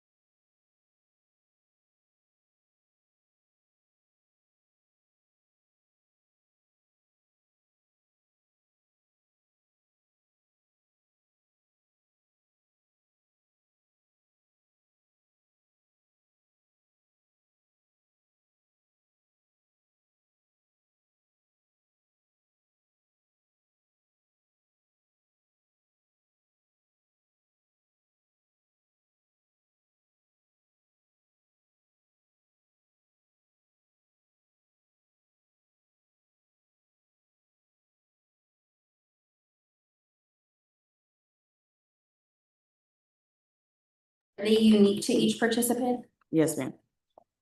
Now, at the top here, we see an address. Is it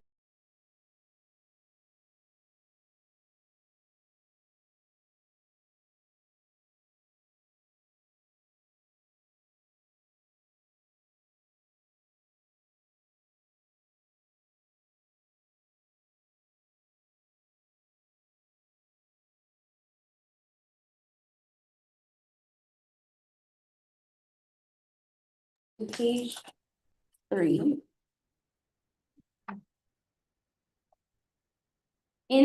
Well, actually, let me back up. So for on this document, there are headers. What do these respective headers mean? So the first one being posted time.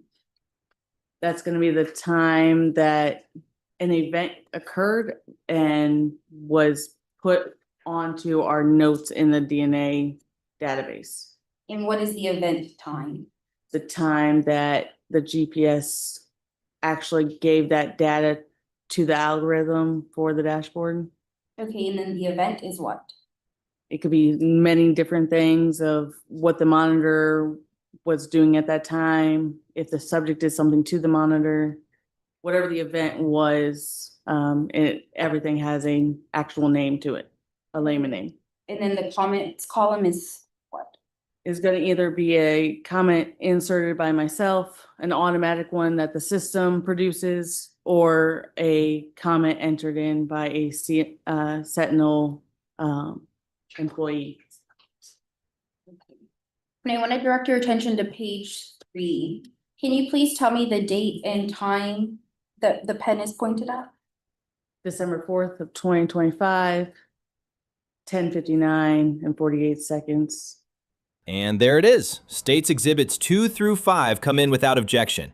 That's a big shift. Once those documents are admitted, the state now has the mechanical backbone of its GPS case inside the evidentiary fence. And anytime records like activity reports, stop reports, or system logs come in, the hearing tends to move from abstract theories to timeline warfare. This is often where viewers realize how technical revocation cases can become. You're not just listening to accusations anymore. You're looking at timestamps, movement data, notes, addresses, and system-generated events. And that matters because judges often love objective chronology. Human memory can wobble, emotions can spin, but once you start pointing at specific entries and exact times, the story feels more grounded, unless the defense can show the data is incomplete, misleading, or open to a better interpretation.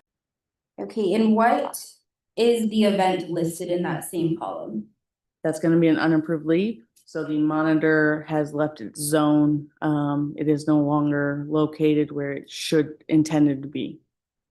Okay, and then 2 rows down, we see a comment. What is this comment pertaining to? Who entered this comment, I guess is my question. That would be a Sentinel officer? Okay, and this comment lists a phone number, correct? Correct.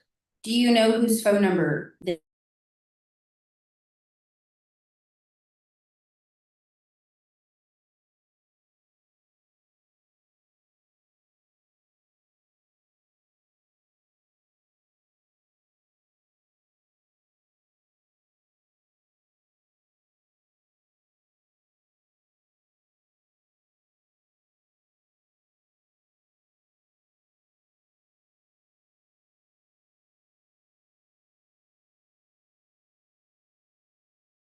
Did you learn of this unapproved leave? Daily duties, logging into the DNA database. All activity is shown with icons.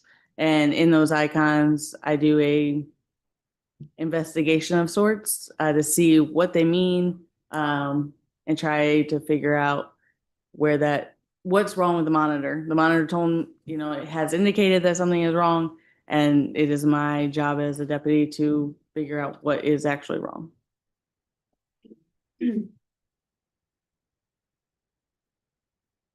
So once you learned of that unapproved leave, what did you do? So I click on the icon and the icon will take me to his client page. On that page, I can look at his location, I can look at his schedule that is inputted, and I can look at the equipment. This unapproved leave, I need to focus on his schedule. What is he scheduled out to do or plan to do? That's been verified and approved. And then the second thing is, where is he at the present moment? Here comes the state's cleanest piece of GPS evidence so far. At 10:59:48 p.m. on December 4th, the report shows an unapproved leave. In plain English, the system says the monitor left the zone where it was supposed to remain. That's the kind of timestamp prosecutors dream about. Precise, neat, and easy to say out loud. But the hearing doesn't stop there, because data without context only gets you halfway. The next crucial question is, where did he go? How long was he there? And what did he say he was doing? That's where the case becomes much more than a blinking GPS icon. And if you're the defense, this is the moment you start praying the court sees this not as he fled, but as he left briefly under circumstances that may actually make sense. Same movement, wildly different moral story. So when I click on it, I look at the location, I saw that he was presently at home, but the time of the unapproved leave makes me run a stop report. Looking at the stops report, I can identify the addresses of where he stopped at, and for how long and the length of time, and then using their algorithm in Google, identify the places at which he stayed or went to. Okay, now you mentioned a stops report. What is the stops report? A stops report is a GPS algorithm that the monitor communicates to. When that monitor has stopped at a location for a length of time that I can change the duration of, I can run a 0 minute, 1 minute, 2 minute, however long you like for those minutes to be processed at. We usually run it at a 2-minute duration because we can then indicate that they've at least stopped somewhere. And that report will run different addresses for us. And those addresses are usually buildings, locations, parks, bus stops, and we can get a good story before I call the inmate to figure out where they currently located, what were they doing. So I have actual data before I ask a question. Okay, did you do that here? Yes, ma'am. Did you make contact with Mr. Cantu yourself? Yes, ma'am. Were you successful in that contact attempt? Yes, ma'am. Okay, now I'm gonna show you State's Exhibit 4. Is this a stops report you were speaking of? Yes, ma'am. What is the time interval here at the top? That is the interval of which I can select the date range and actual time frame that I want to pull a report for. And this report is associated with which participant? This would be Eric Cantu's stop report. Okay. Now I want to direct your attention to page 10.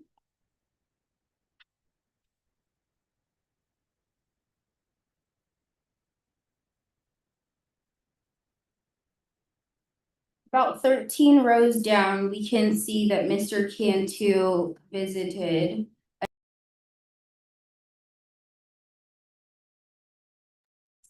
11:16 and 48 seconds PM. Okay, and in this duration column, what does that show? That he was at that specific address for 5 minutes and 59 seconds. Now we can see in this address column, some of the addresses have an asterisk. What does that asterisk mean? The GPS data, the satellite imaging, just located that pinpoint. That was the closest one to the monitor. So it may not have picked up an address in that it might be a field, it might be a new building, it could be a new road or a congested area of a lot of signals going through. The GPS satellite imaging just picked a closest location or closest address. So that address may not be the exact address that he may have been at, but it is going to be the closest identifiable address with GPS technology that we have. Okay, now in row 13, under the address column, we see the absence of an asterisk. What does that tell you based on this information? That he was at that address. Okay, and in rows 12 and 14, this address, is that the address on file for Mr. Cantu? Yes, ma'am. Okay, so there is a location he visited other than his home, is that correct? Correct. How accurate does the GPS location track? It is about 16 feet. And how does that, I guess, is it conducted through GPS satellites? Correct.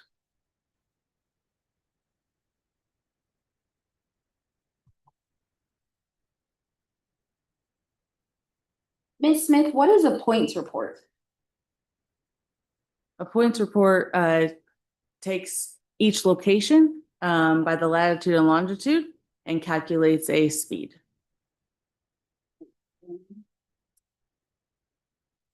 And the speed is of their movement? The speed of movement in between 2 points that the satellite image was able to pick up. I'm gonna direct your attention to page 14 of State's Exhibit number 5.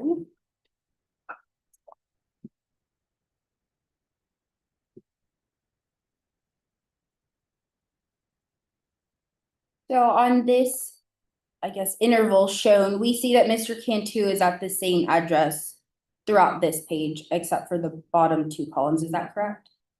That is not shown. That is not shown. It is not shown that he remains at the same address for majority of these rows, except for the last 2? It is now, yes, ma'am. Okay.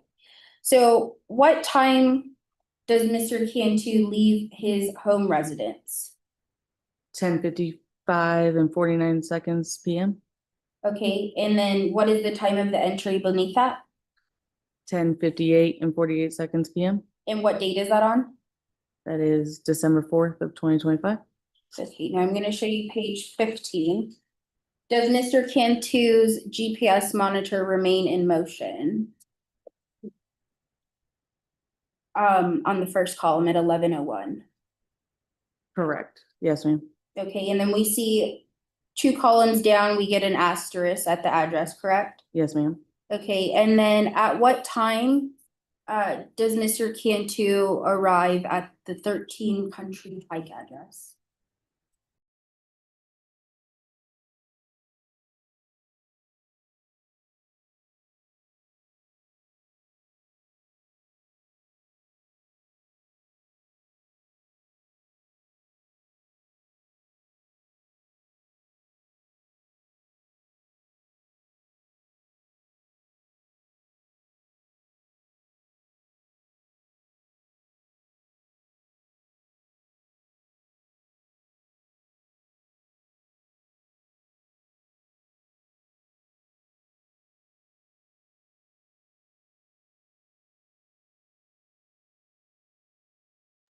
Finally, is at a 0 speed, which means it's not in motion anymore.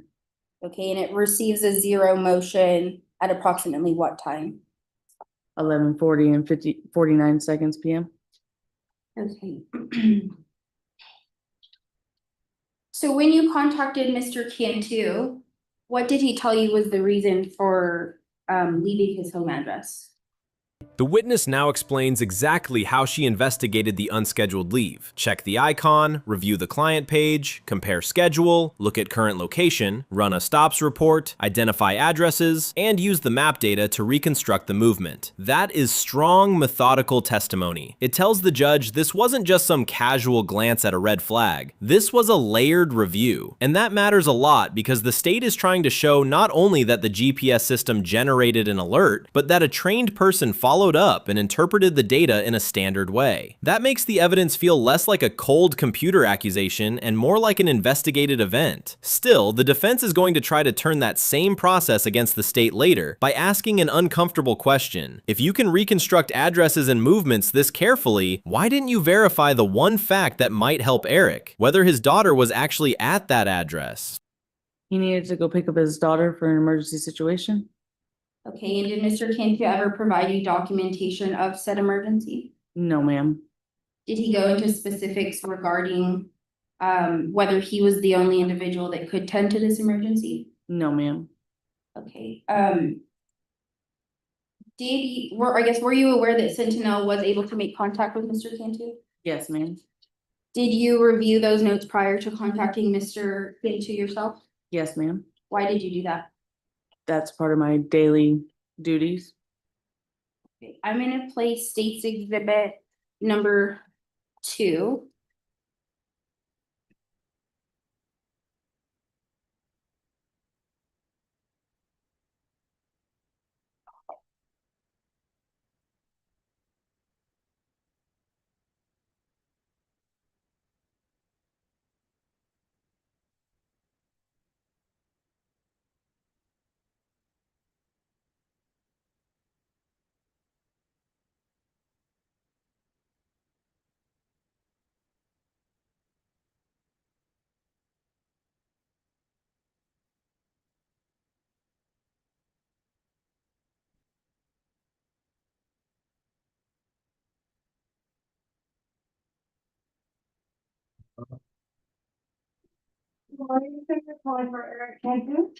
Yes, this is Eric. I'm on the way. I have an emergency to pick up my daughter.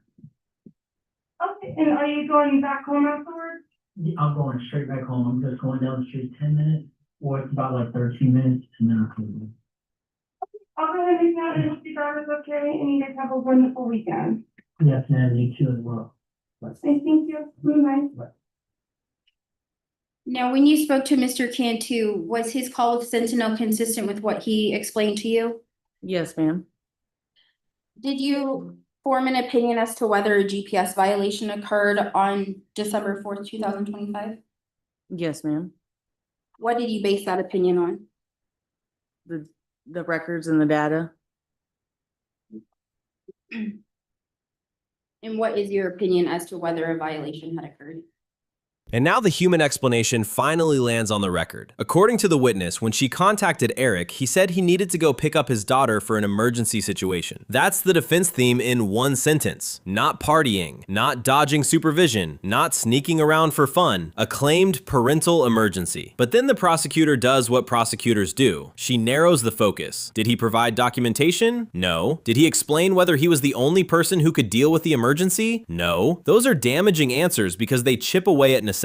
The more vague the emergency remains, the more the state can characterize this as self-declared urgency rather than an actual exception under the rules. So now the case boils down to something jurists wrestle with all the time. When does a parent's instinct become a legal justification?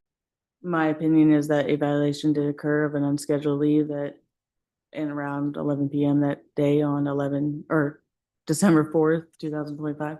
And is that a violation of the conditions that Mr. Cantu was to follow? Yes, ma'am. I pass the witness, Your Honor. Defense. So that was Eric's voice on the phone, is that correct?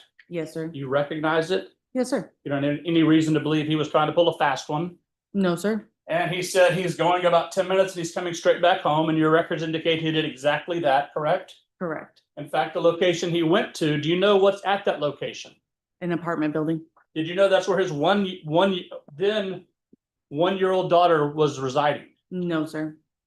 Now you talk about emergencies. So if I'm on your monitoring and it's 11:30 on a Thursday night, and I'm trying to find out is my daughter okay, but I can't get an answer.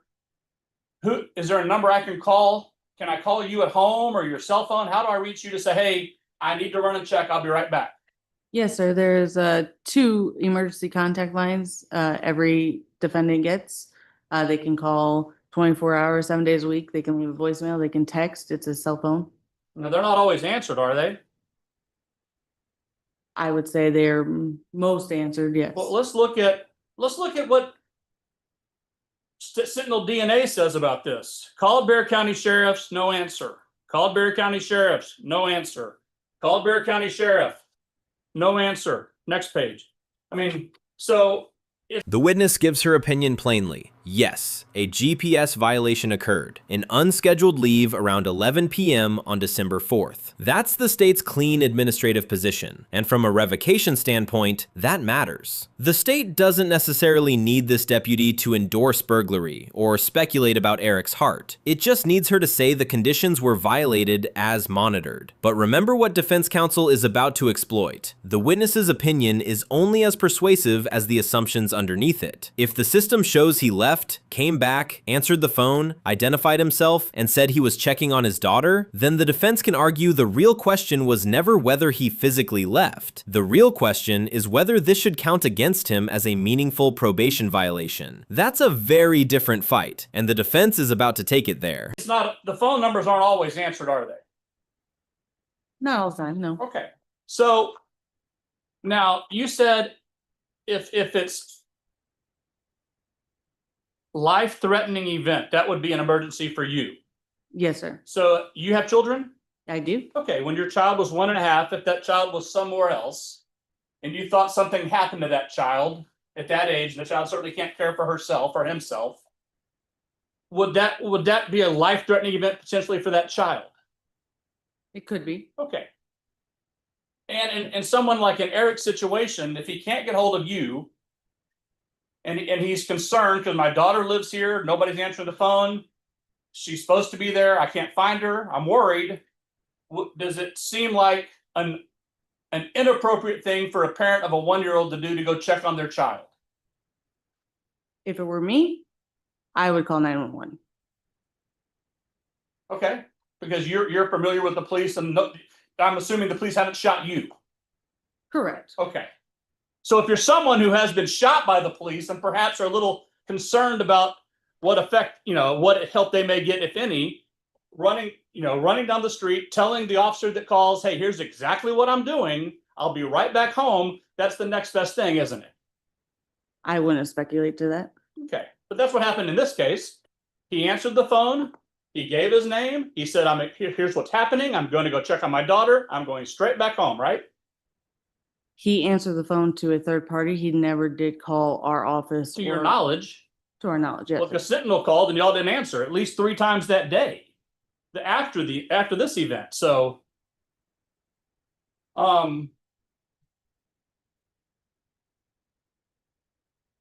so the emergencies, those aren't violations, correct?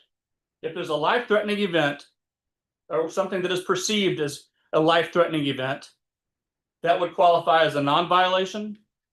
Not all the time. We just report and we monitor and report to either a probation officer or the court, and they will make that determination as we are deputies.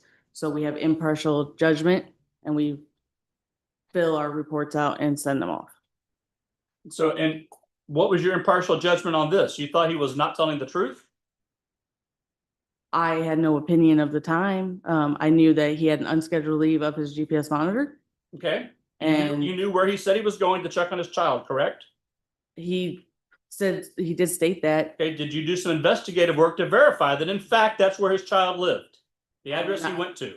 I am not a detective or an investigator, sir. Well, how hard is it to say, hey, who lives at that address, call that, can I have a phone number to verify that's where the kid is? I mean, that wouldn't be, you've been with the force for a while. Correct. You seem like you have a working knowledge of the police department, or excuse me, the sheriff's department. You certainly could have verified whether or not that's where the child resided, correct? Correct. Okay, but you chose not to do so. That was not part of my duties that day. Would it surprise you to know that's where the child lived? It would not. Would it surprise you to know the child was supposed to be there then? It would not. Would it surprise you to learn that when he got there, the child wasn't there? As a mother. This cross-examination gets sharp fast. Defense counsel points to the Sentinel notes showing multiple calls to the sheriff's line with no answer. That is a powerful fact because it attacks the idea that Eric had a clear, available chain of compliance in the moment. If the system expects people to call, text, or report emergencies, but those lines aren't being answered, the defense suddenly has a fairness argument, not just an excuse. And then counsel leans hard into the parenting angle. If someone is worried about a 1-year-old child and can't get anyone on the line, is it really outrageous to go check? That's a smart emotional/legal crossover question. It doesn't deny the rule. It challenges how reasonable the rule was under the circumstances. For viewers, this is where the case gets sticky. Are we judging pure technical compliance, or are we judging human behavior under stress? Yes, it would. And as a mother, that would give you concern, right? Correct. Okay, that's all I had, Judge. No further questions, Your Honor. It's All right. from the state. Excused? Yes. All right, you may step down. If you'll leave the exhibits with the court reporter, please. Yes, ma'am. Exhibit. Thank you. Thank you.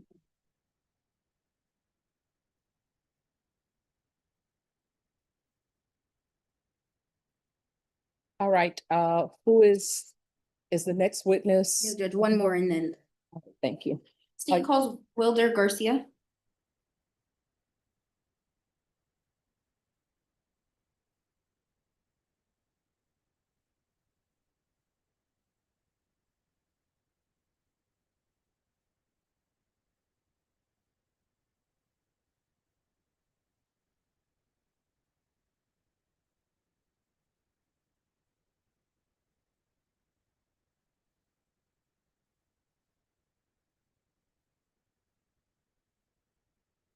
All right, there should be a square microphone up there.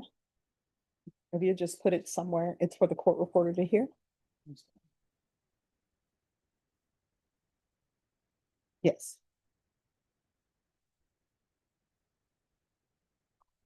All right, could you raise your right hand? Do you solemnly swear or affirm the testimony you give will be the truth and nothing but the truth, so help you God? Yes, ma'am. All right, you can lower your hand. If you'll make sure you keep your voice up so everyone can hear. If you'll state your name for the record. Officer Willard Garcia, WILDERGARCIA. All right, state you may proceed. How are you presently employed, Mr. Garcia? With the San Antonio Police Department, How long have you been employed with the San Antonio Police Department? a little under a year and a half. Are you a certified peace officer? Yes, ma'am. What training is required to become a certified peace officer? Just a basic training through San Antonio Police Department or Police Academy. What has been your assignment over the past year and a half? The past year and a half, I've been on patrol, assigned to North Patrol C shift.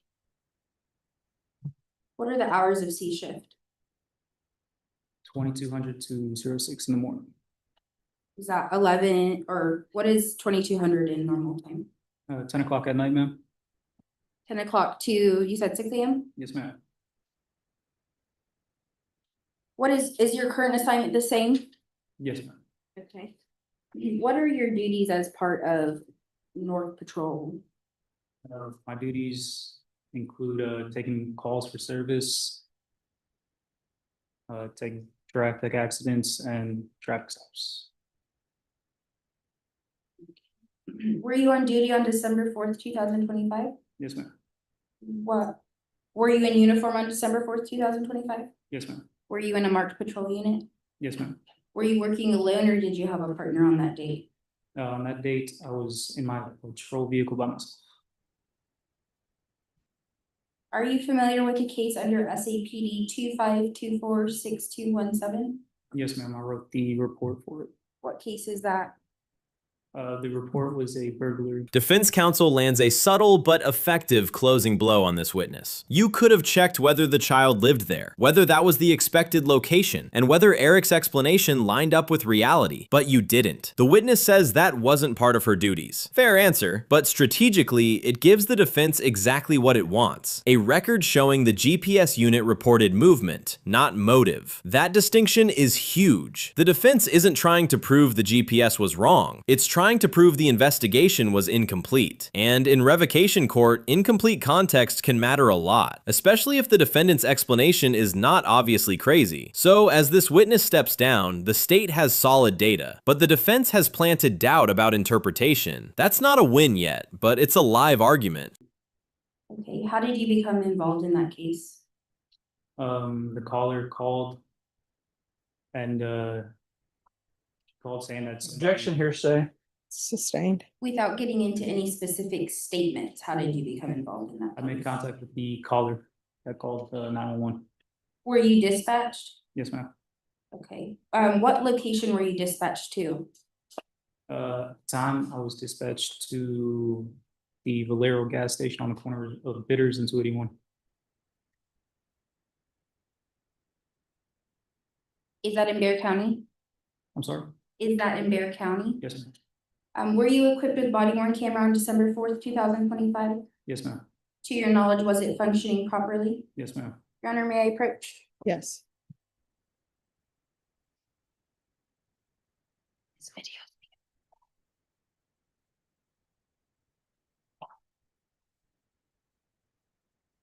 Officer Garcia, I hand you what has been pre-marked as State's Exhibit 6. Do you recognize this? Yes, ma'am. What is it? It's my body worn camera footage. How do you recognize it?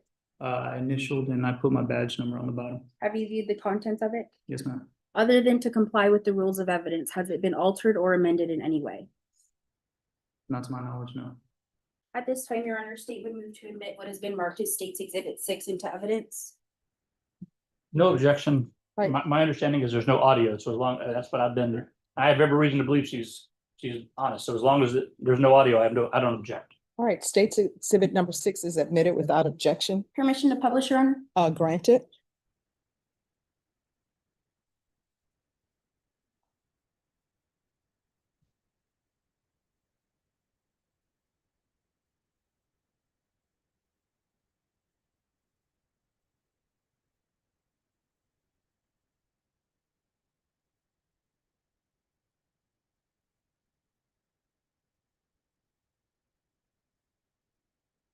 Now, when you arrived to that gas station, what did you do first?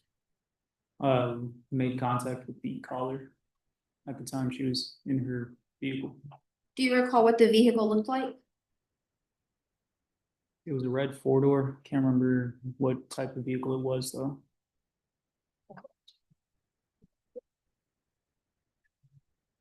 So this is when you arrived, correct? Yes, ma'am.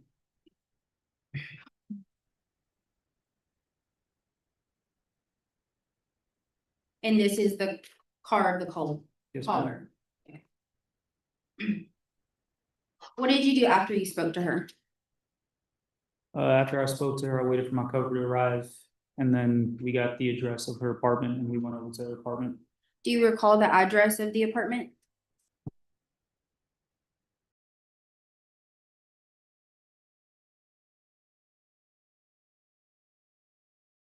Yes, ma'am.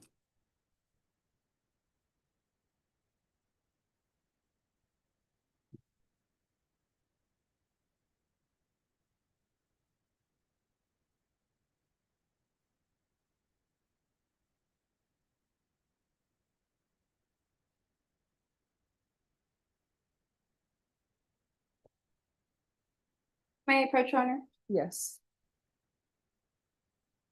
I'm handing you what has been marked for identification purposes as State's Exhibit 7. Can you please refresh your memory and let me know when you've done that?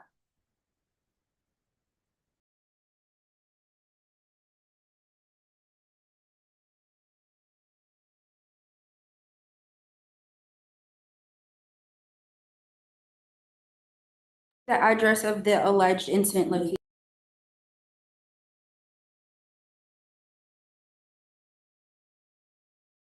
You moved to that location? Yes, ma'am. Approximately how far from the Valero to that location was the drive? Like a 2-3 minute drive.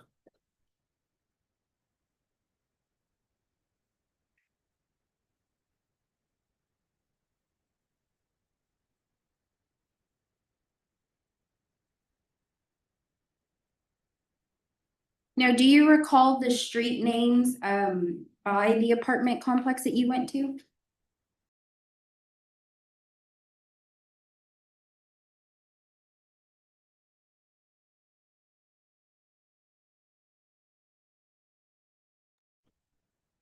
And then what did you do once you arrived to the apartment?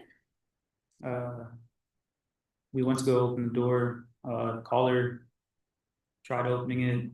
She couldn't open it, so my cover opened it for her, and then we proceeded to clear the apartment, make sure nobody else was inside.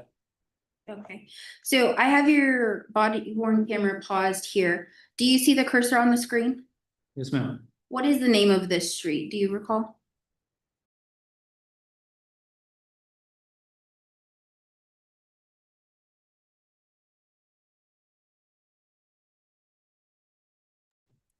Do you recall the apartment number?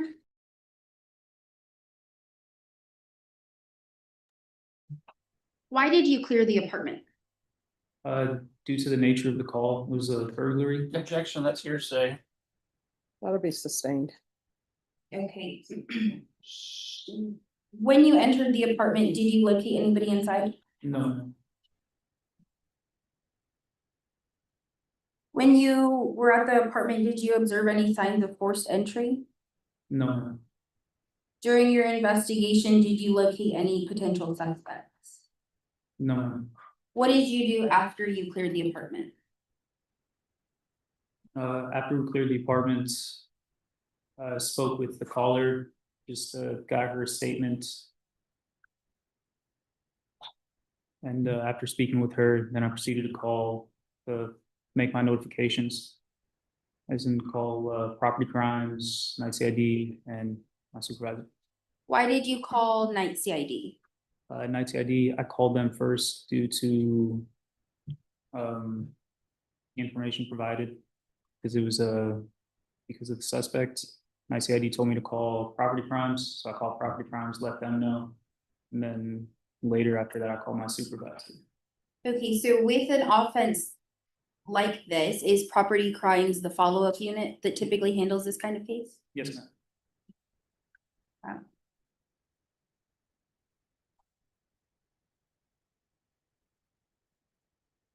when you spoke with the caller, what was her demeanor?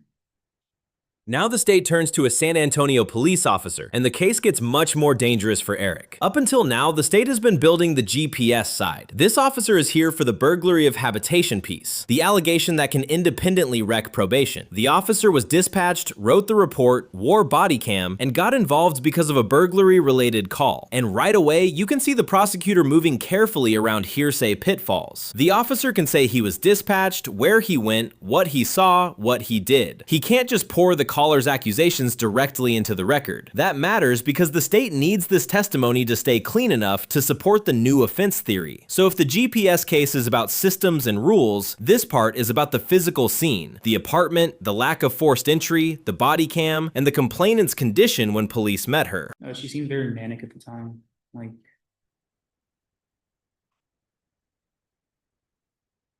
very manic. She was talking very rapidly. I'm very worried. I passed the witness, Your Honor. All right, defense? I'm sorry, did you say no signs of forced entry? That's correct, sir. No one, you didn't find anyone inside the apartment? That's correct. And after you were told, or you know what an IDR is? Incident Detail Report? Yes, sir. And so according to what you just said, and corresponding with your IDR, because of who might be involved, you were told to write a burglary habitation report at the very least. That was, I guess, what Terraza told you to do. Is that correct? Not that I remember, sir. Okay. That's all I have. Any further questions? Nothing from the state, Your Honor. This witness is excused. All right, is this witness excused? Yes, Judge. All right, thank you. If you'll leave the microphone behind and whatever exhibits, if you'll leave those with the court reporter. All right, and this is your next witness?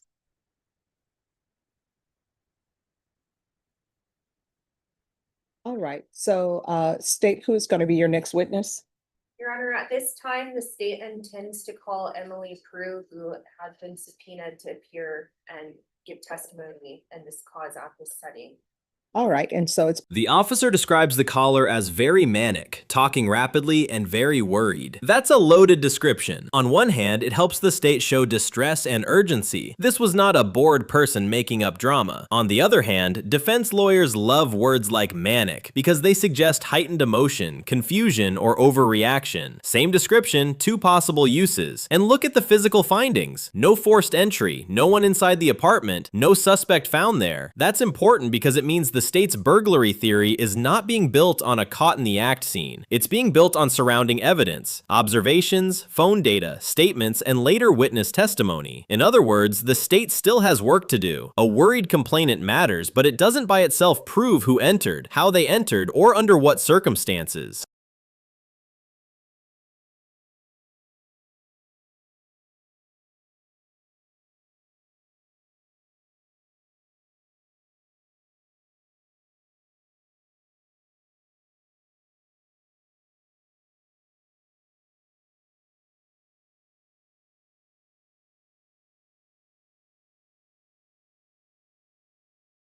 My understanding that an attorney, based upon what the state and the defense, the evidence or information that the state and the defense gave to the court appointed an attorney to represent this witness. And it's my understanding, and this happened in the presence of the state and the defense, that the attorney for the witness is going to object to that witness testifying. Is that correct? Yes, sure. All right, so for the record, this witness is alleged to be... Her name is Emily Prue. She's the complainant and the bird hag that's alleged as the violation of condition number 1 in the MTR. And that case is awaiting indictment from the TA's office as well. All right, so that the record is clear, that's who this witness is, and that witness's attorney has an objection to her testifying. So I'm assuming you want to quash the subpoena? Judge, yes, I'd like to speak with you about that. I have one objection to make, and then I also would like to inform the court if you overrule that objection of what my advice is to my client if she were to testify. Okay. All right, then let's start there, and I'll hear your objection, and then state, you'll have a chance to respond. In defense, you'll have a chance to respond as well. So for the record, my name is Meredith Chacon. The court, as you said, appointed me, I think, 2 settings ago to represent Ms. Prue and advise her about whether or not she should testify today. The state did provide to me certain documents and evidence to review. One of those was what purports to be a grand jury summons that was improperly issued because it was issued under the 2024 CR 1237 cause number. A grand jury subpoena is not a proper subpoena by which to. Excuse me, I'm just one moment, off the record for a second.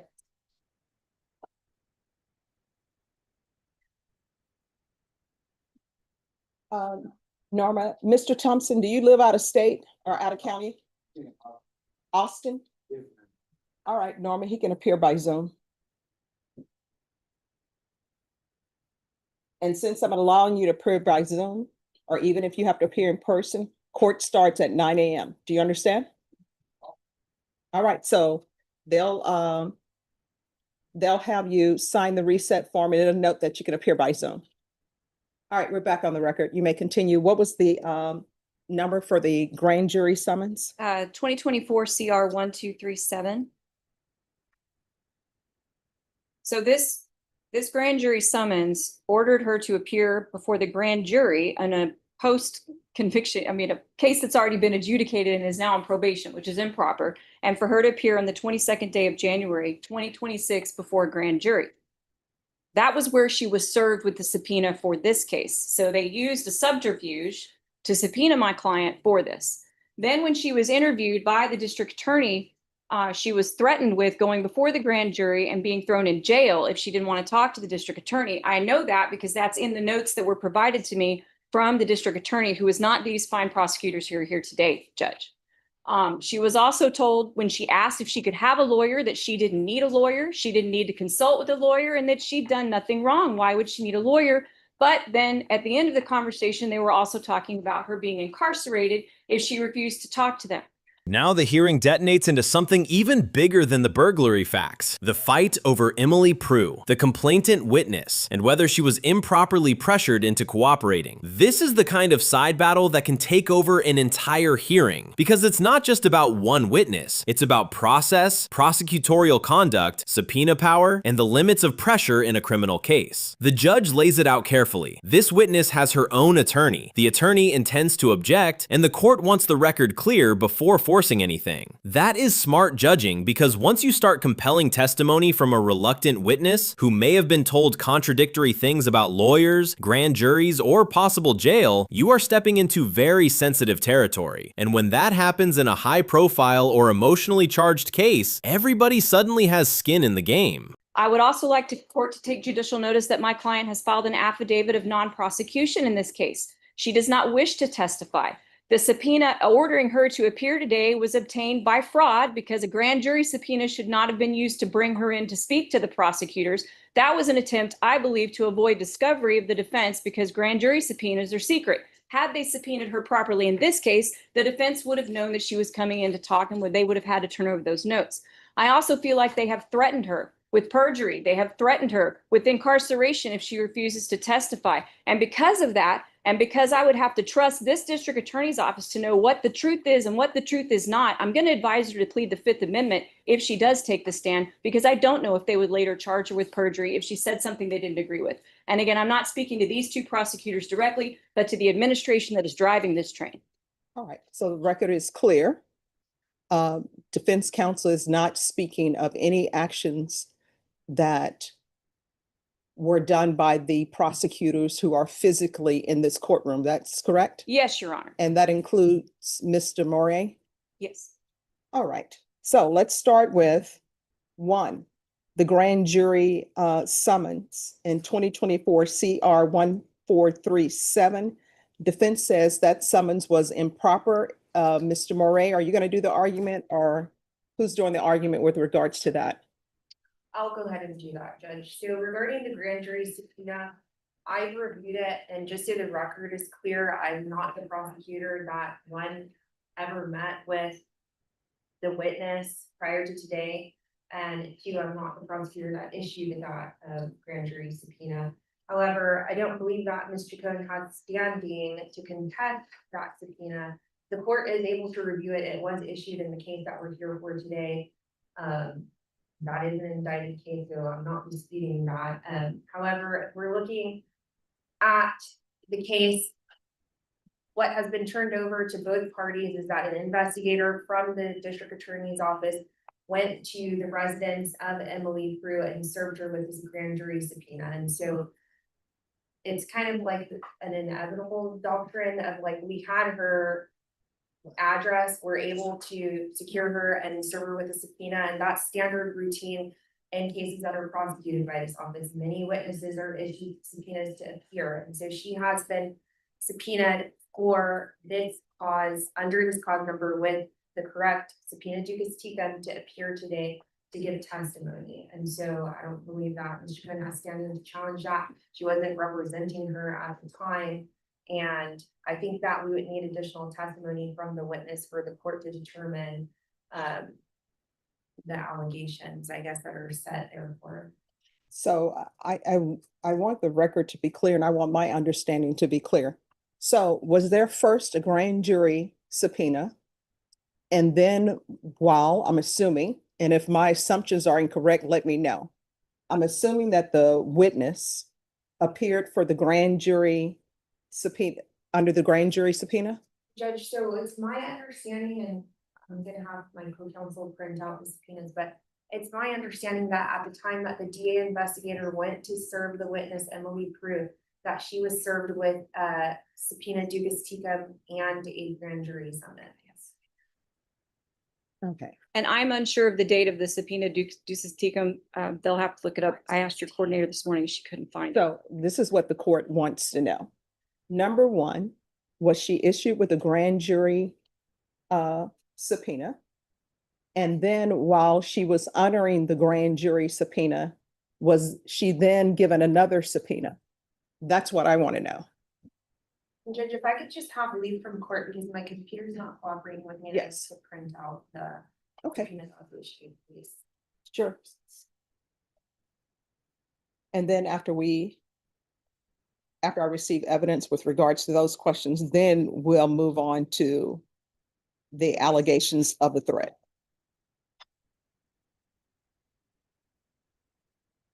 And what I can tell both parties, the allegation of the threat, I'm going to need to hear from the witness with regards to any allegations of threat.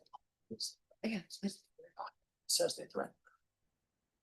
Judge, and I think there's enough in the document that was given to us by the prosecutor that conducted the interview that I think clearly shows that. All right, well, if y'all want to admit that for purposes of this hearing, for me to decide whether or not your objection should be sustained or not, I need to see that.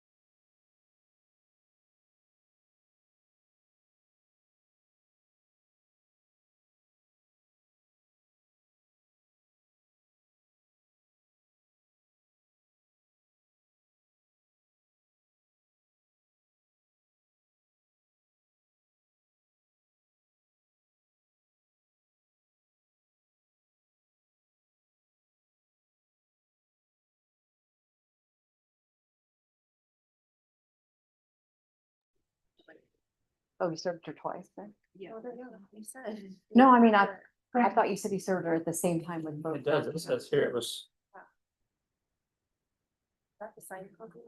He says it was served on the 14th, doesn't it? yes. Not the 20th. Literally in the videos.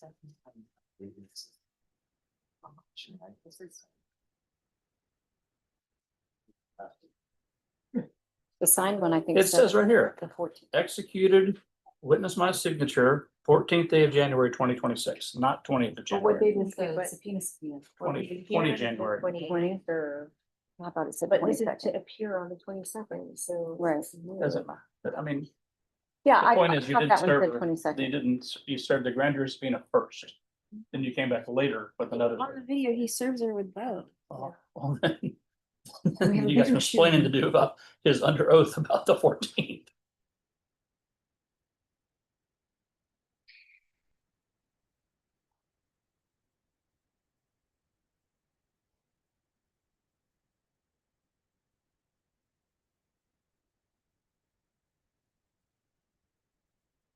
What's the one he gave us on Friday?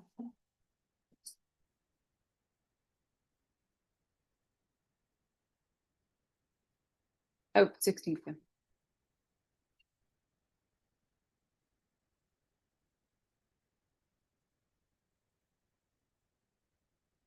Wait. Here's how we return this sign? No, Oh, it's this one. It was issued on the 20th. They don't have a return. Did they not file the thing? God, I thought they. why did it say the 14th? I thought it says the 16th. Why did it say the 16th? Well, that says the day it was issued, right? Witness the 16th, so that's when the ADA signed it. But there's no return. I don't have the return one, maybe they do. There's a sign, but there's no return.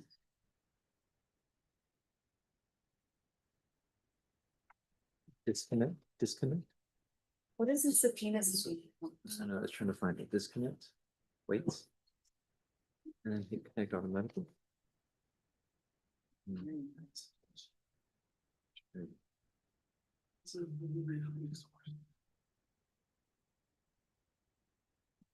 But when I saw this, I thought it's like. Hi. It's for the break now. Sure. Please. Thank you.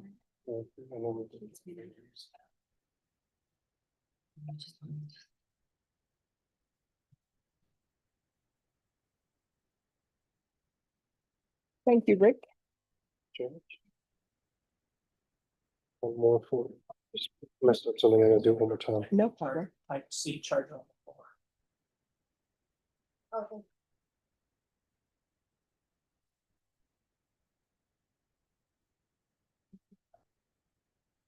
I see.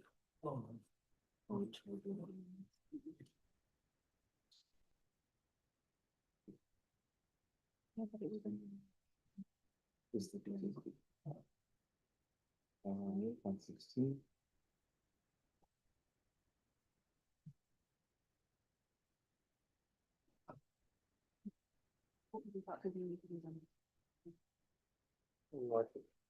Thank you.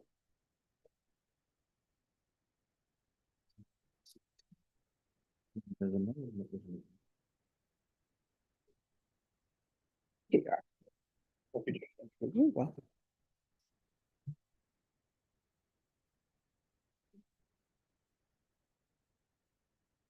Oh, can you let Norman know then not to have him brought over and he doesn't need to be dressed? Yes, sure, I will do so right now. Thank you. Well.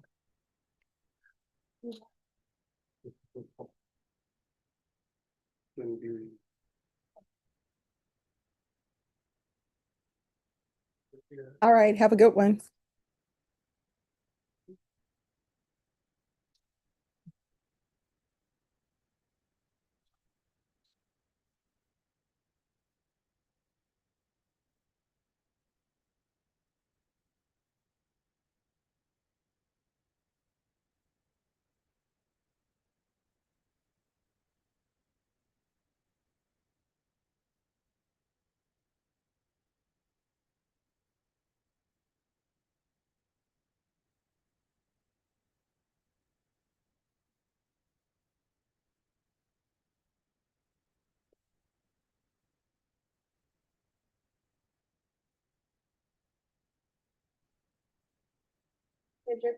I'm ready whenever the court is ready. All right.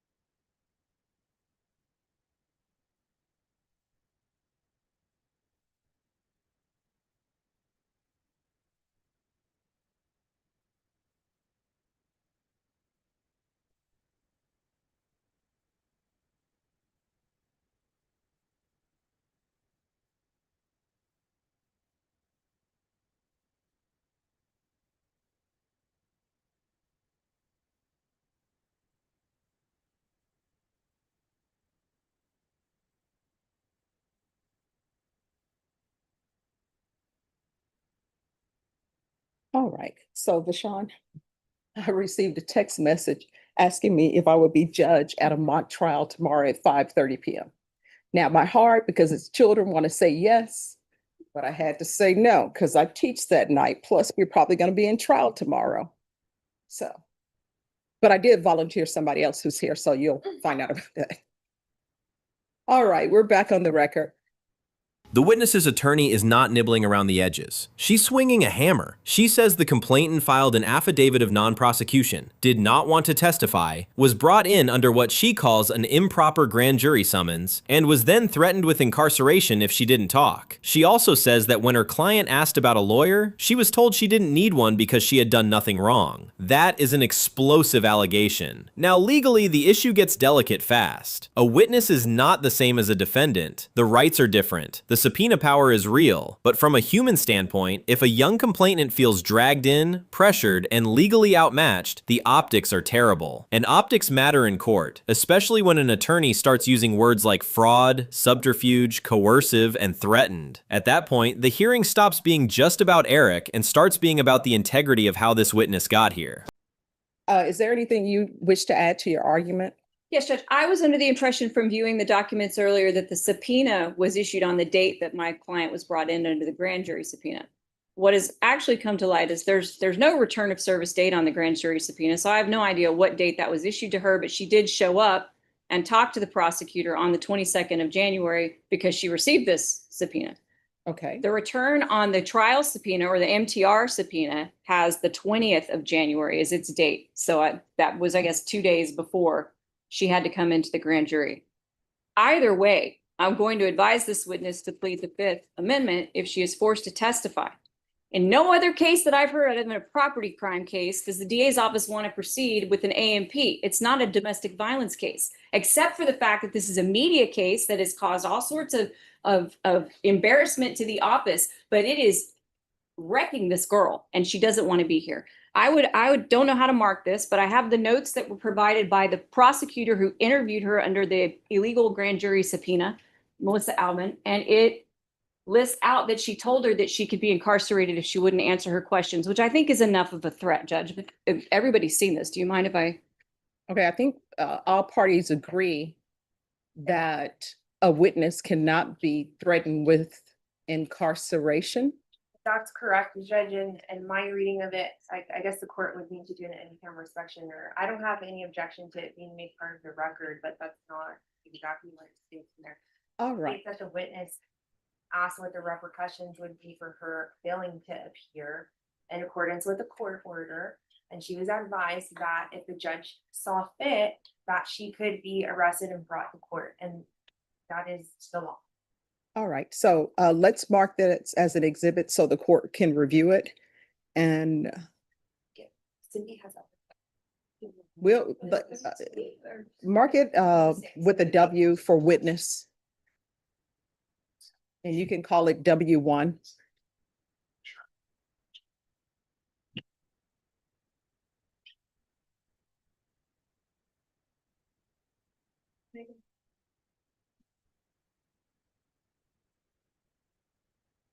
May I approach? Yes. Any objections to the court reviewing W1 for purposes of this No, hearing? Judge, I don't have any, but just.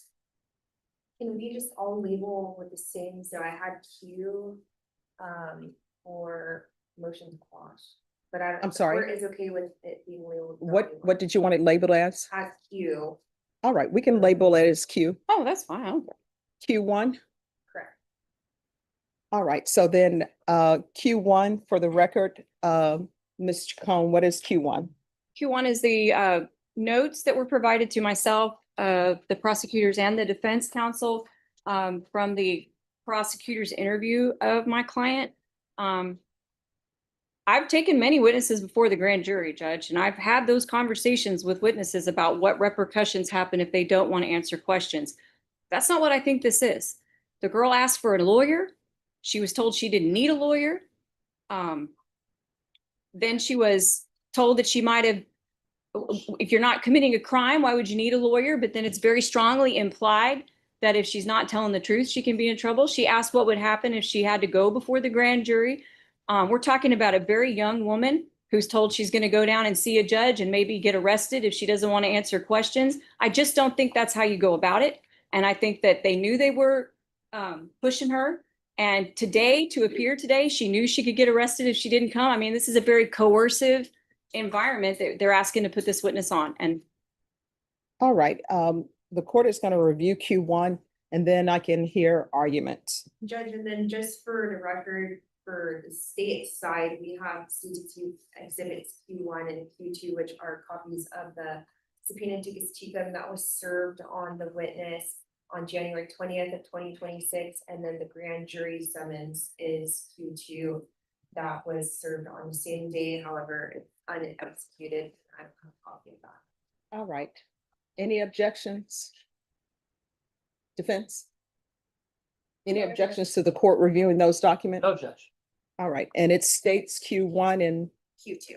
Q2 will be admitted without objection for purposes of this hearing.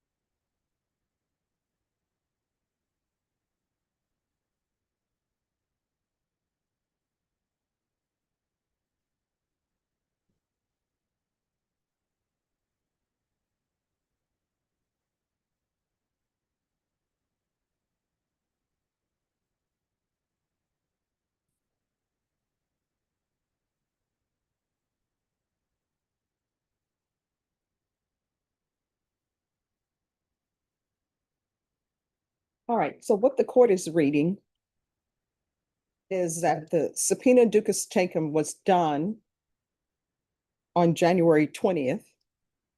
The grand jury subpoena, which there's no return or anything on it, was January 22nd, 2026. So it was for the witness to appear on January 22nd of 2026, because the execution part is not filled out. There is a video of our investigators serving both subpoenas on January 20th of 2026. And so, like I said earlier, it's not like we were procuring the witness under false pretenses. She served at the same time with both subpoenas. All right, so this is what the court doesn't understand, and perhaps people can help me with this. It appears that sometimes people believe a subpoena means you have to come to somebody's office, but a subpoena is really for a court, maybe for the grand jury. So this subpoena that she was under was for her to appear in court, was it not? Or was it a subpoena for her to appear in the DA's office, which? It was a subpoena for her to appear. And so the subpoena ducis tecum reads as it's for her to appear for the setting for this MTR on January 27th of Yes. 2022. And then the grand jury subpoena, if I can see it back, Judge. Yes.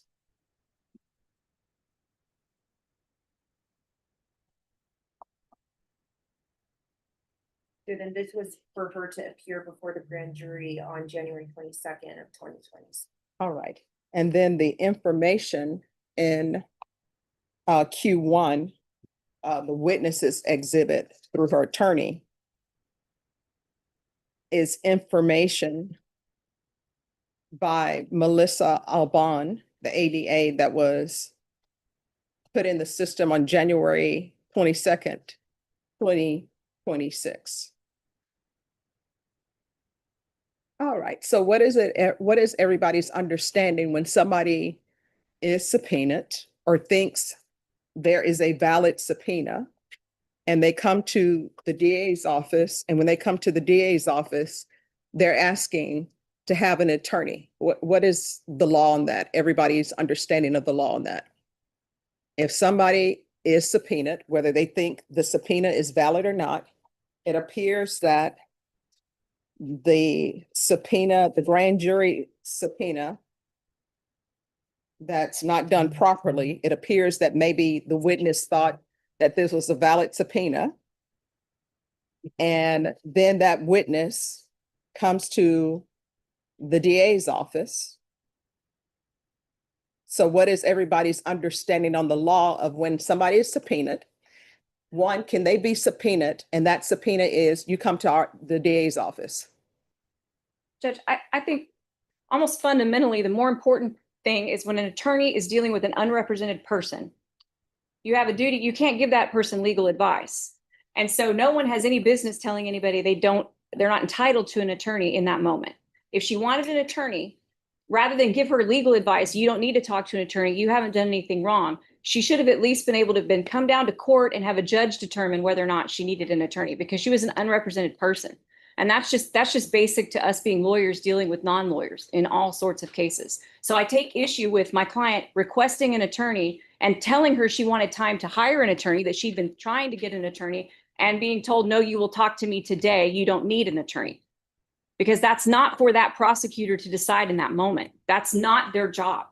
And so this girl was sat there and unable to consult with legal counsel about what she was going to talk about, and then was told that if she didn't answer the question, she'd be taken before the grand jury and potentially incarcerated. And I feel like that's threatening. After reviewing the documents, the witness's attorney refines the argument instead of backing off it. She now says the timing is murkier than she first thought, but the bottom line is the same. Her client showed up, spoke to prosecutors on January 22nd, and the attorney will advise her to plead the 5th if forced to testify. That is a major escalation. Why? Because once a witness attorney starts talking openly about potential self-incrimination or future perjury concerns, the whole room has to get more careful. The hearing is no no longer just about subpoena service. It's about whether the state's process created a situation where the witness reasonably feared legal exposure if she said the wrong thing. That may or may not ultimately block testimony, but it absolutely forces the court to take the objection seriously. And frankly, it makes the room feel like one wrong ruling could create a second legal battle. All right, so what the court is reading from the witnesses Q1, it states that ADA Albon, it states, I began talking to her about the facts of the case, and she stated she didn't feel comfortable answering any questions without her lawyer, and she wanted to invoke her right to remain silent. I asked her if she had committed a crime, and she said no. So then I advised her she does not have a Fifth Amendment right to remain silent if she has nothing to incriminate herself about. I asked her who her lawyer is, and she said she was summoned here with such short notice she didn't have time to make arrangements for one.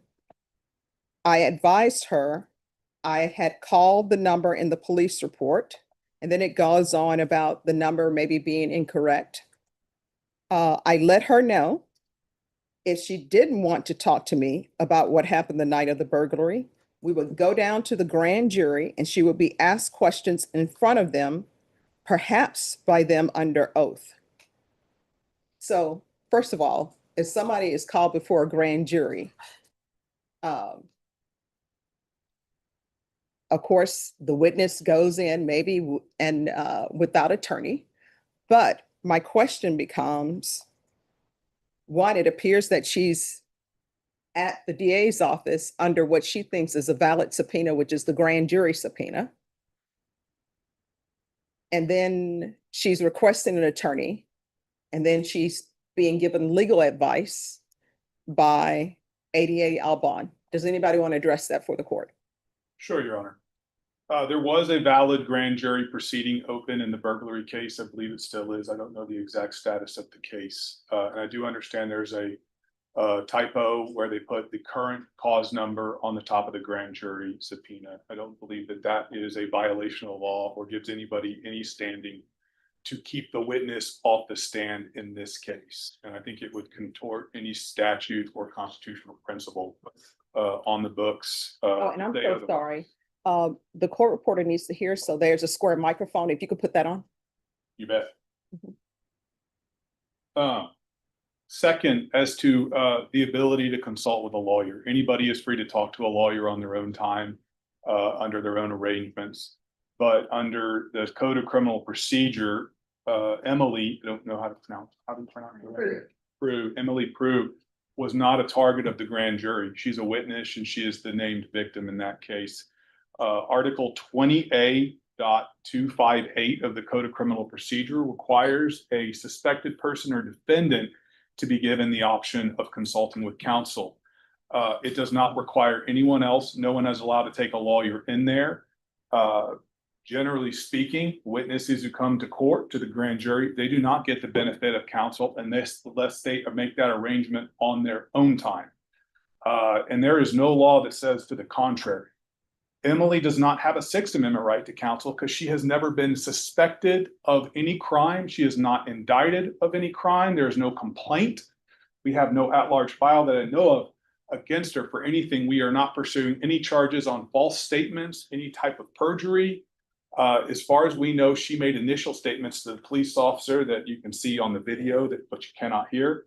So the crux of her testimony, the state has had from the impetus. So the reason why we can somehow suppress it through the witnesses urging baffles me.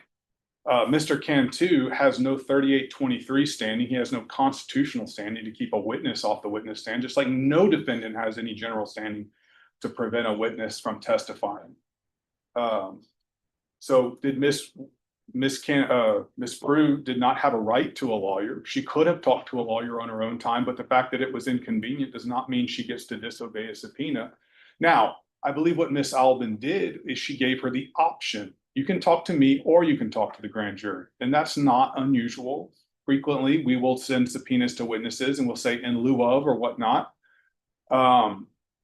So if a witness does not feel comfortable going before a grand jury and just wants to talk to the prosecutor, that's also fine. I believe I can understand it might have been uncomfortable.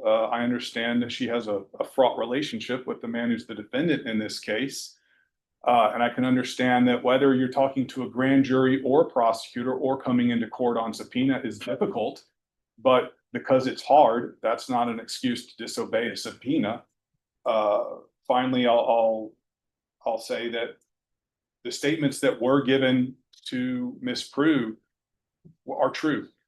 If a witness has been served a subpoena and they're taken before a grand jury and they refuse to answer questions, we can go to a judge. And the appropriate thing in the vast majority of cases is to hold the witness in contempt, commit them to jail, fine them, what have you. So I believe those statements were true. And I guess finally, the last thing I will state is when we're talking about coercion, the defendant in a criminal case, when he's accused, he has a right to resist compulsory process. No other person on the planet Earth, other than Eric Cantu in this case, enjoys that right. When we subpoena people, it's compulsory. And when they don't cooperate, a court such as yourself can hold them in contempt, and that is inherently coercive. And that's something that everybody who walks in that door and up to the seat right there is walking under. It is a compulsive process. The Constitution recognizes it such. Our statutory laws recognize it as such.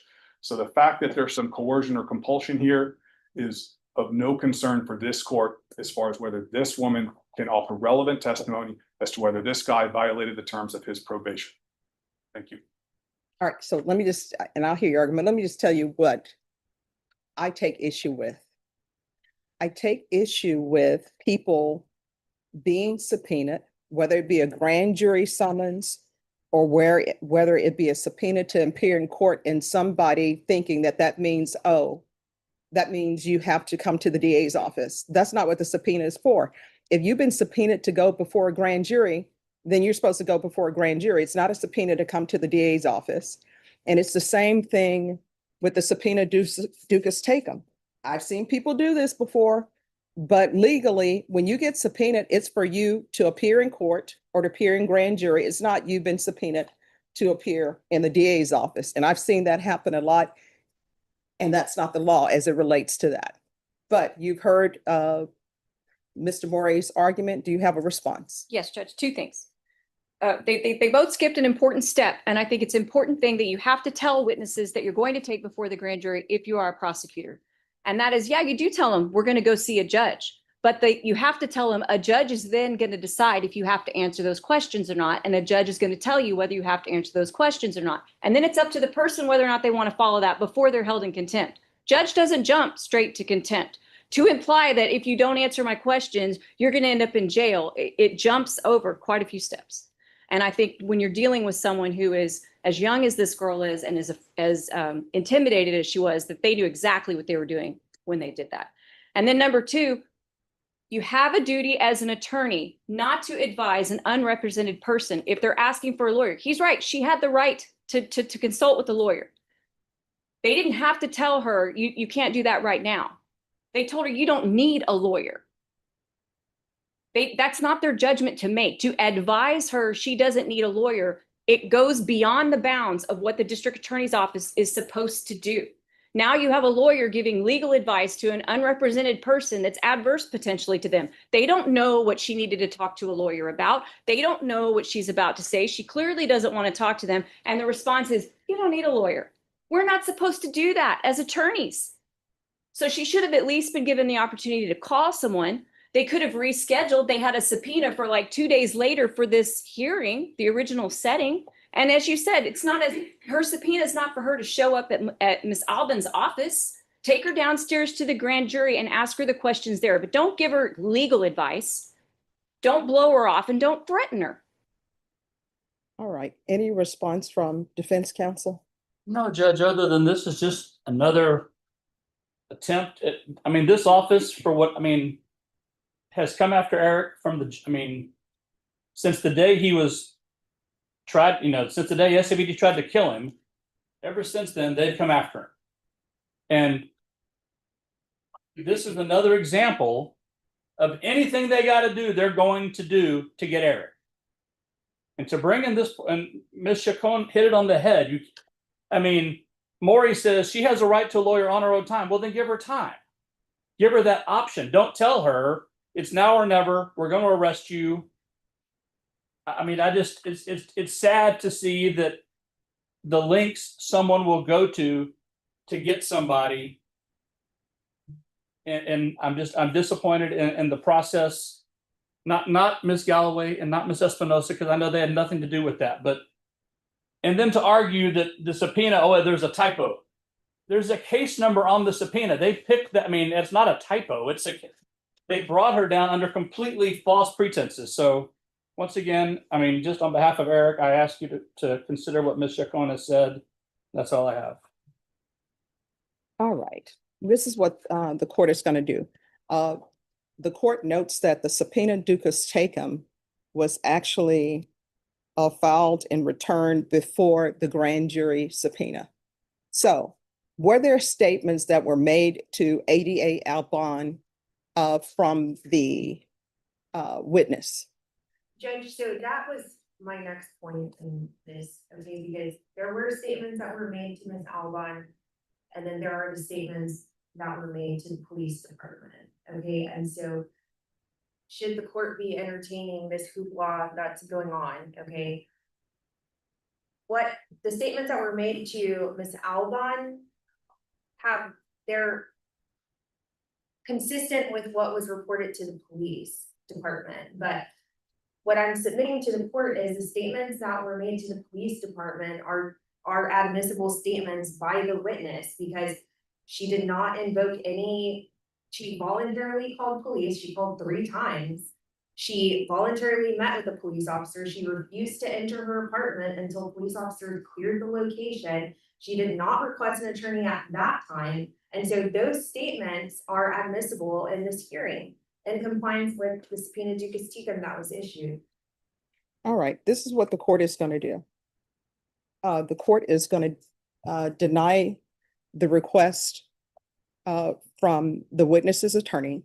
However, now the judge reads directly from the prosecutor's interview notes, and the problem sharpens. The notes suggest the witness said she didn't feel comfortable answering questions without a lawyer and wanted to invoke silence. The prosecutor's response, according to the notes, was essentially, if you didn't commit a crime, you don't have a Fifth Amendment right here. That is exactly the kind of legal guidance that makes witness attorneys furious. Because here's the problem. Even if the witness was not a suspect, it is still a deeply uncomfortable place for a prosecutor to be telling an unrepresented, reluctant witness that she doesn't need a lawyer. That's the line the witness's attorney keeps hammering. The state says she had no right to counsel in that setting. The witness attorney says that may be legally true in some technical sense, but it still doesn't justify giving legal advice to someone asking for counsel. That's the ethical nerve the whole hearing is pressing on.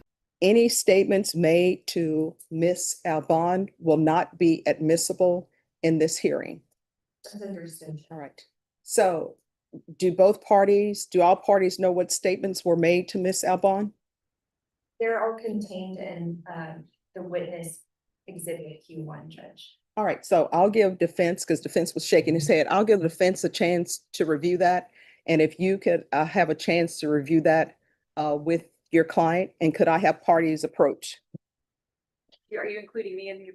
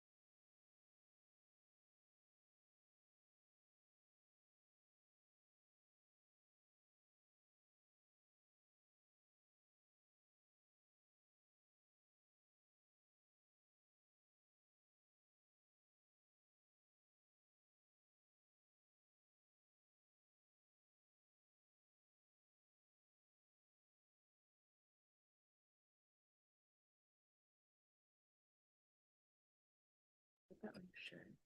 See if the court reporter can hear you.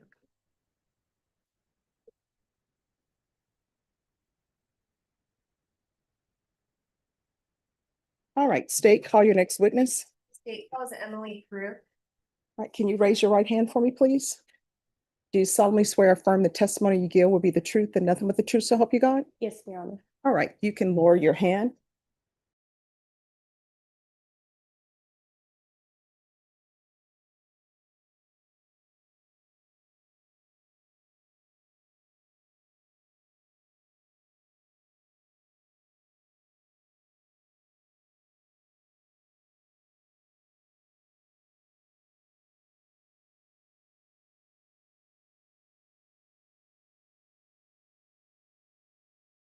What clothing he's wearing? Eric and two. And can you describe like something that he's wearing on his person today? Blue, blazer. Okay. And how long have you known Eric Cantu? I've known him since, early 2022. Okay. And just so we're clear, you're not here today because you want to be, right? No, I don't want to be here. So you're here because the state issued you a subpoena to appear and give testimony, correct? Yes, ma'am. Okay. And just to be fair, you know, you care for Eric, correct? Yes. He's a father of your child and you don't want to see anything bad happen to him, correct? The judge rules in a way that is both narrow and important. The witness attorney's effort to keep Emily off the stand entirely is denied, but the judge says any statements made to ADA Albin will not be admissible in this hearing. That is a classic split ruling. The state keeps its witness, the witness attorney wins a boundary, and the court avoids endorsing the whole process that brought Emily in. That ruling matters a lot. It tells you the judge is not willing to torpedo the hearing based on the subpoena fight alone, but the court is also not going to reward whatever gray area conduct may have happened in that interview. So from here on out, the witness can testify, but the state has to live with the cleaner, earlier, more traditional evidence rather than leaning on anything said in that challenge meeting. In courtroom terms, that's a reset button with teeth. Yes. Okay. But there are a couple of things that I have to ask you about, okay? So do you recall December 4th going into December 5th of 2025? Yeah. Okay. What were you doing on that night? On my way to work. Okay. And when you were on your way to work, what happened that caused you to look at your phone? I plead the fifth. Judge, you could instruct the witness. All right. So the witness has pleaded the fifth to what the witness was looking at on her phone. Is that correct? Correct. All right. After hearing the question, the court is not going to allow you to plead the fifth to that question. You'll need to answer that question. Okay, yes, ma'am. Well, I had pulled over to go stop and get some food before I went.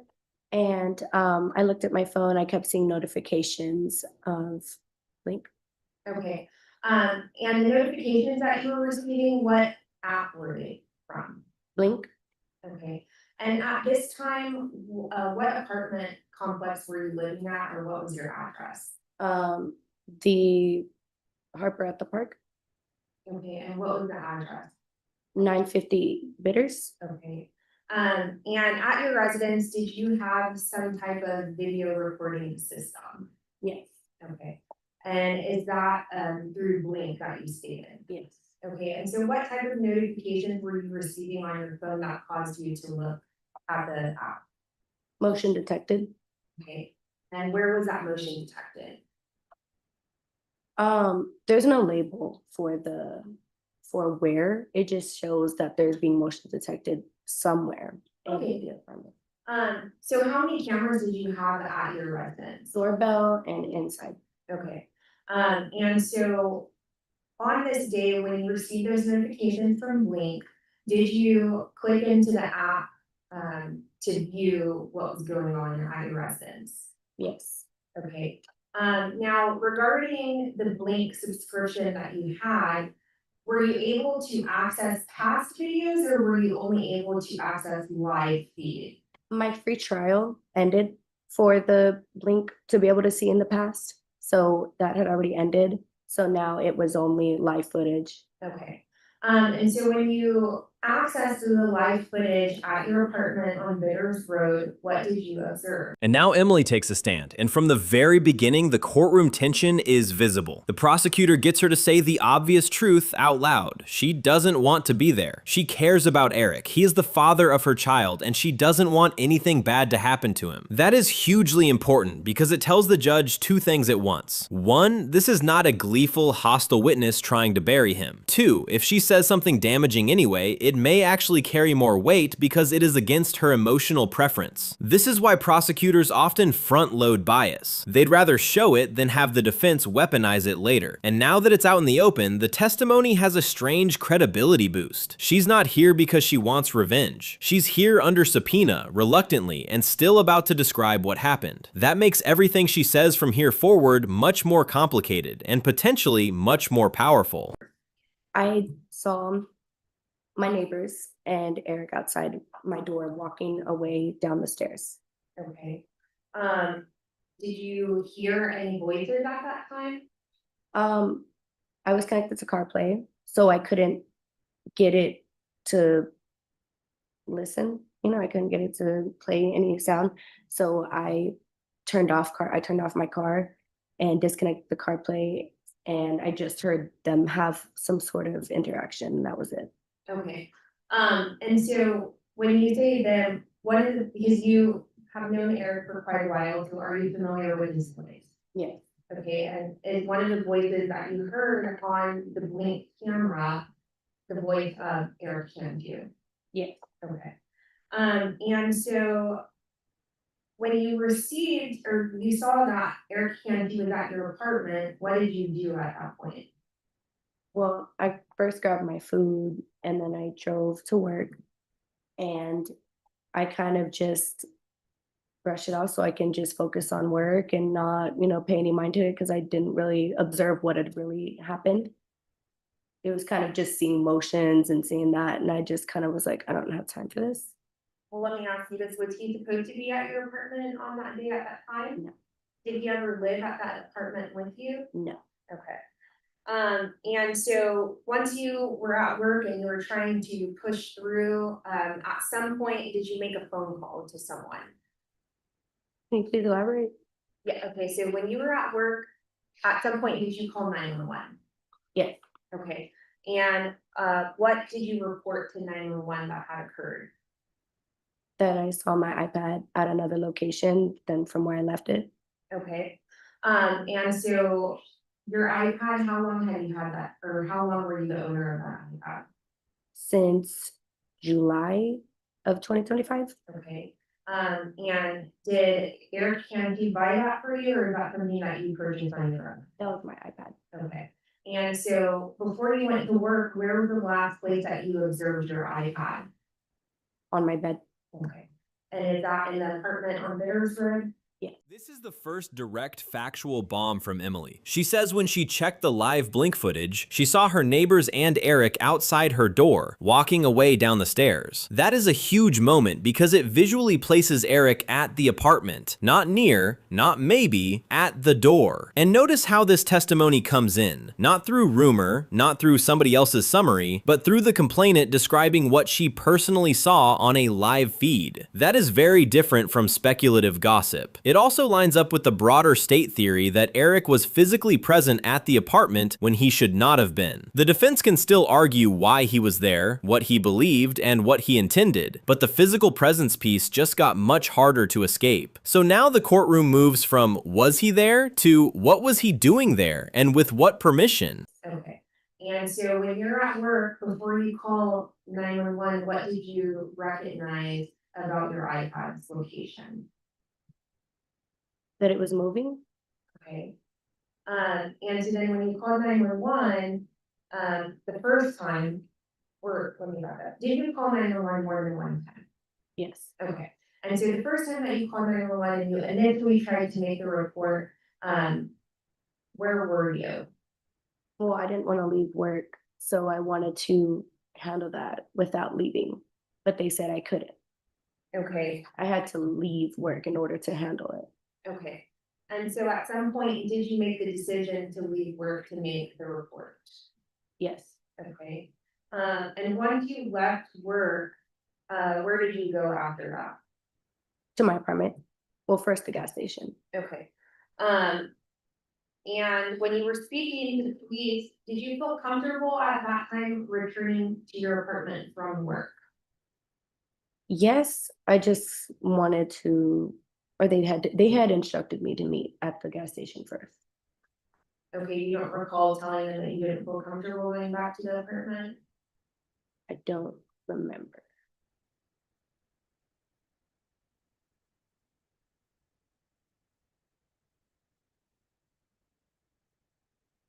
If I could just have a minute. Please. Yes.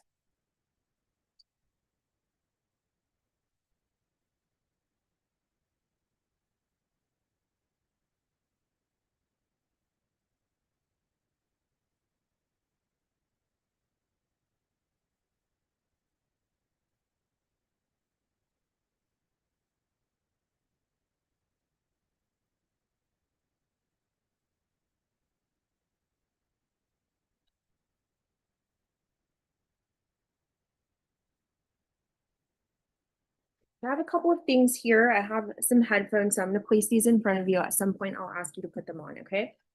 So what I'm showing you is State's Exhibit number 23. It contains some phone calls. I'm gonna play a portion of them for you, and then I'm gonna ask you a question, okay? Okay.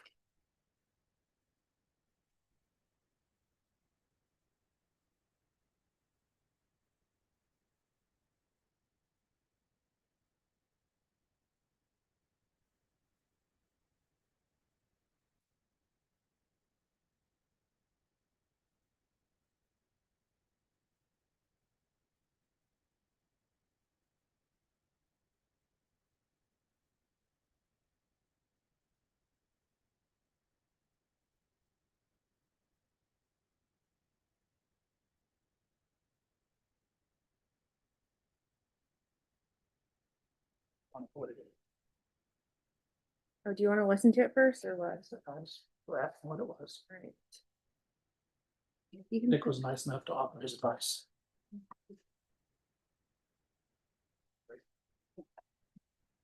And see if this costs so much. Do you need it?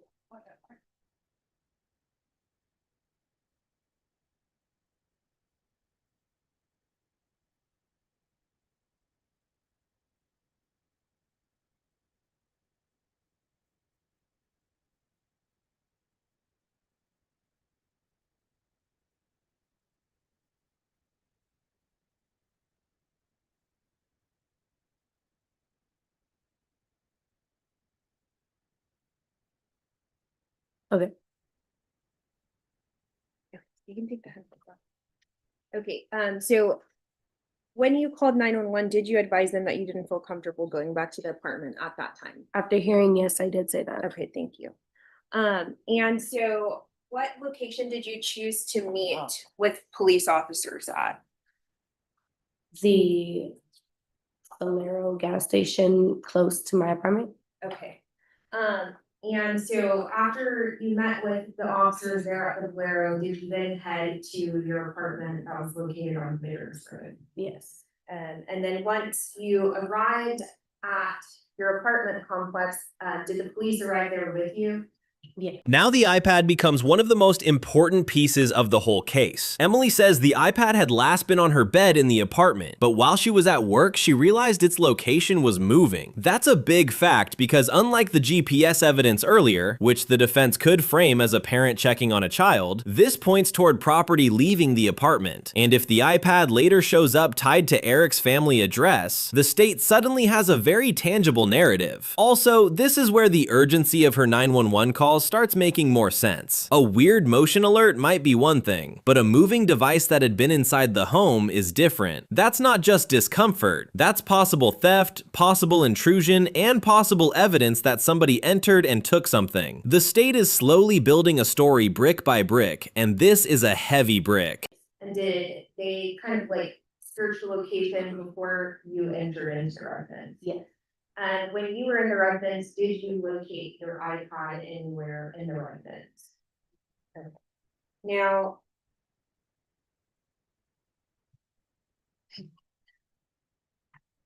Jake, if I could just have a minute to Yes. enter some exhibits.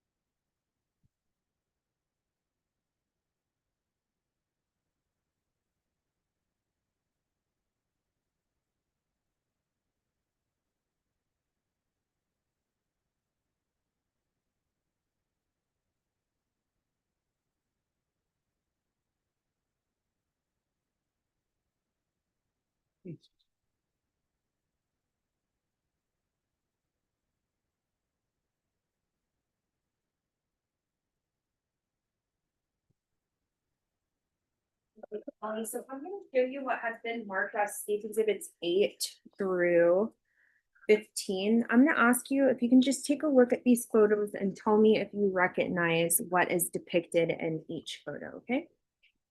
My apartment door. You can just look at them and then. You like flip through them? Uh-huh.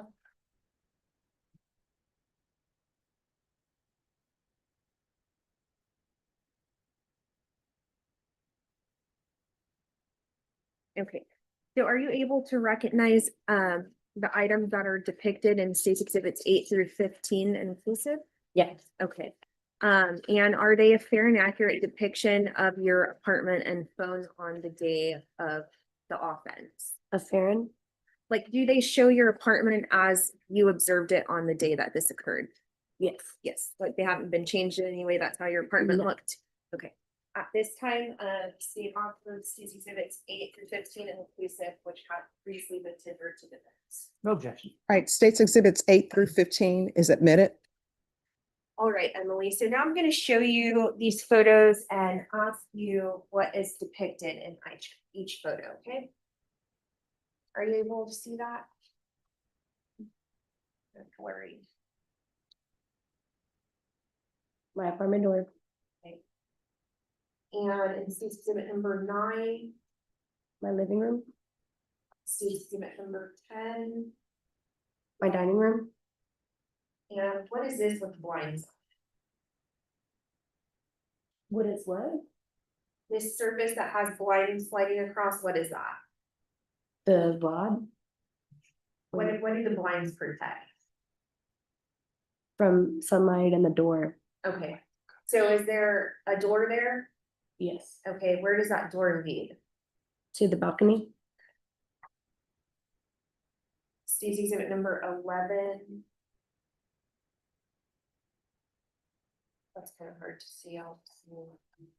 State exhibit number 12. My lock. Okay, and is that the lock to the sliding door? Yes. And that sliding door, is that behind those blinds that we saw in the previous state exhibit? Yes. State exhibit number 13, what does that depict? My balcony. What about state exhibit number 14? Another picture of my lock. Okay. When you had arrived to your apartment on that day, did you notice anything weird about your sliding door?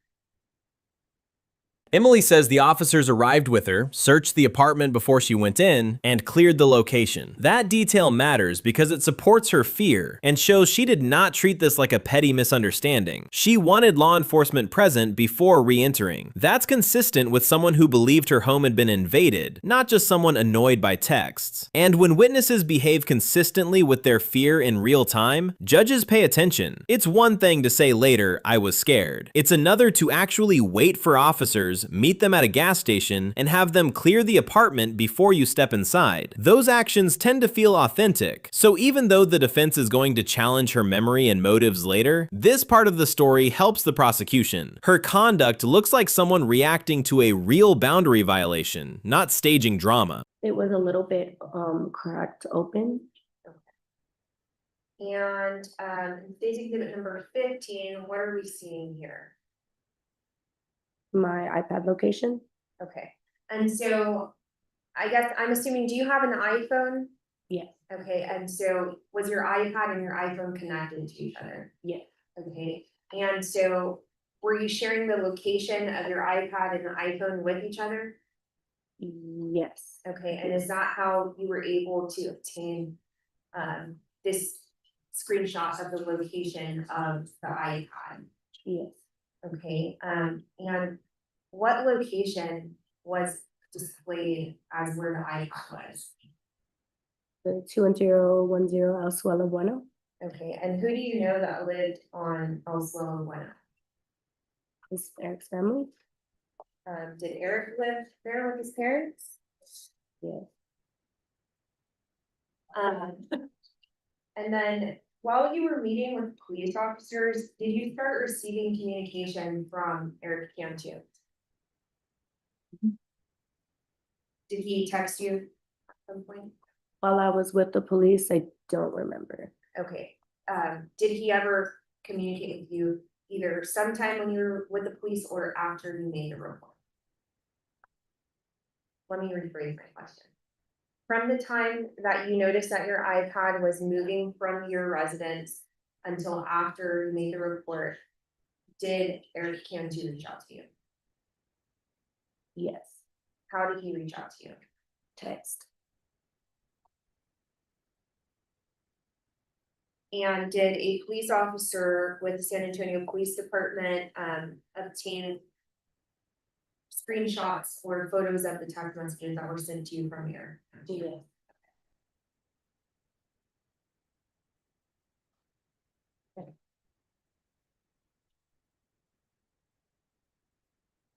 I'm gonna show you what has been marked States Exhibit 16 through 22. If you could just take a look at these like you did before, and look at them and tell me if you recognize what is contained within them after you look at them.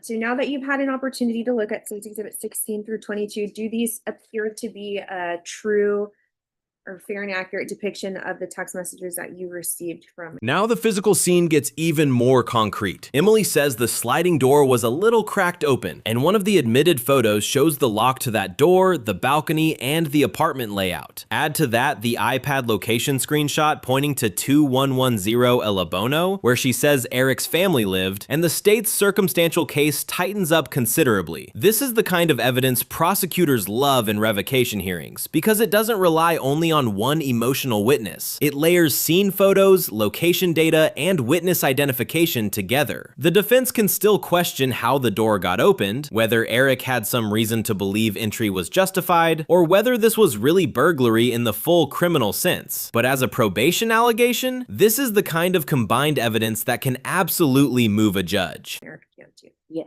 Okay. This time, Judge, the state offers States Exhibit 16 through 22 inclusive and tendering to defense for inspection.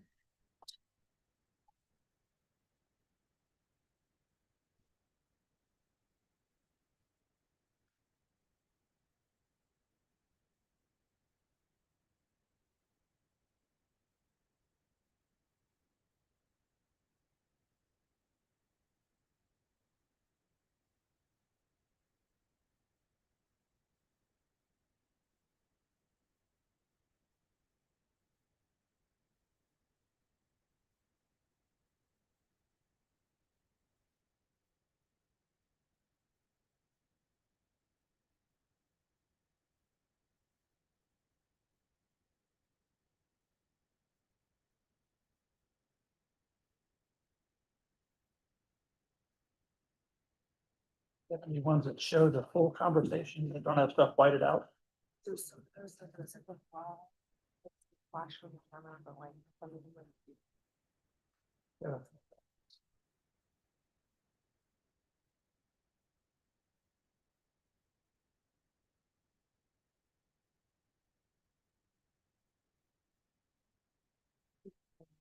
But what does that say?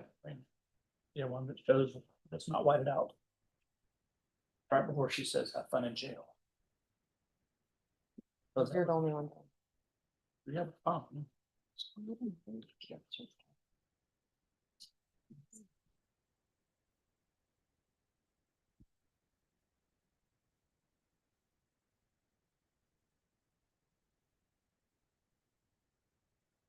Is this somewhere else? The fingers aren't blocked.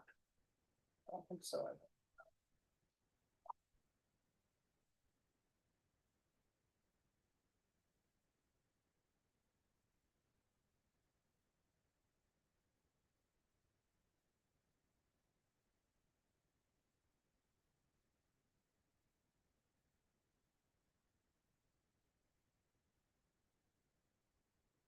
Oh, they go at the beginning, okay.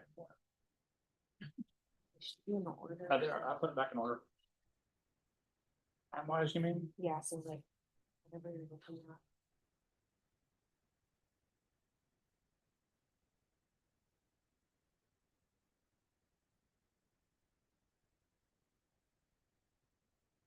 No objection. All right, States Exhibit 16 through 22 is admitted without objection. Emily, so in addition to you noticing that your iPad had a different location, were other people contacting you, or what was going on? What were the circumstances surrounding that caused you to have to like leave work to make this report? My mother called. My friend called. Just Were very, they were worried about her. they were worried about me. And were they responding to like messages that you sent them, or was somebody else contacting them? Objection, that'll be hearsay. That'll be sustained. Did you ever contact like your mom or your friend that day? Back after they called me? Before? Yes. So did you send them something that they would have responded to? I don't remember. I do not know. That's okay. So turning back to the text messages, I'm going to publish Stacy Exhibit number 16. And that phone number that's listed there, who do you know that phone number to belong to? Eric. Okay. And in these text messages, can you kind of tell the court what's going on in these text messages? I plead the fifth. I think it speaks for itself. Okay, that's fair. In State's Exhibit number 17, Eric sends you a text message that says, why does your location say you're here? Do you see that? Okay, and so you weren't at your apartment, correct? No. You were at work, is that right? Okay. And in State's Exhibit number 16, which would proceed in time. And State's Exhibit number 16, it appears at 11:15. Eric texted you, open the fucking door. You recall seeing that? Yes. Okay. And then in State's Exhibit number 17, at 11:43, he said, why does your location say you're here? Is that correct? Yeah. Okay. And it appears that very strong language is being used against you in these State's exhibits.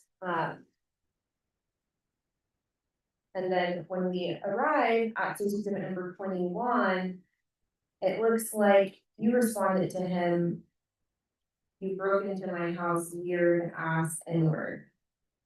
Is that what occurred on December 4th going into December 5th of 2025? That's what the text message said, correct? Yeah. The text messages are now admitted, and this is where the emotional messiness of the relationship spills all over the legal theory. Texts can be dynamite because they freeze people in the moment. No polished testimony, no memory smoothing, no after-the-fact lawyering, just raw communication. And once the prosecutor starts laying them out, the timeline becomes uglier. Eric texting, demanding the door be opened, asking why her location says she's there, and using aggressive language. That matters because texts often reveal motive better than witnesses do. They show what someone was focused on in real time. Was he calmly checking on his child? Was he angry about what he found on the iPad? Was he confronting her? Was he spiraling? The answer may be all of the above, and that's exactly why the texts are so dangerous. They don't just prove contact, they color intent. Now, on that day, did you ever give Eric permission to enter into your apartment? No. Did he have any way, like a key or anything to get into your apartment? No, ma'am. And did you give him permission to use your iPhone? No. Where was your daughter, she was with your mom on this day, correct? Yes. And does your mom kind of regularly help take care of your daughter?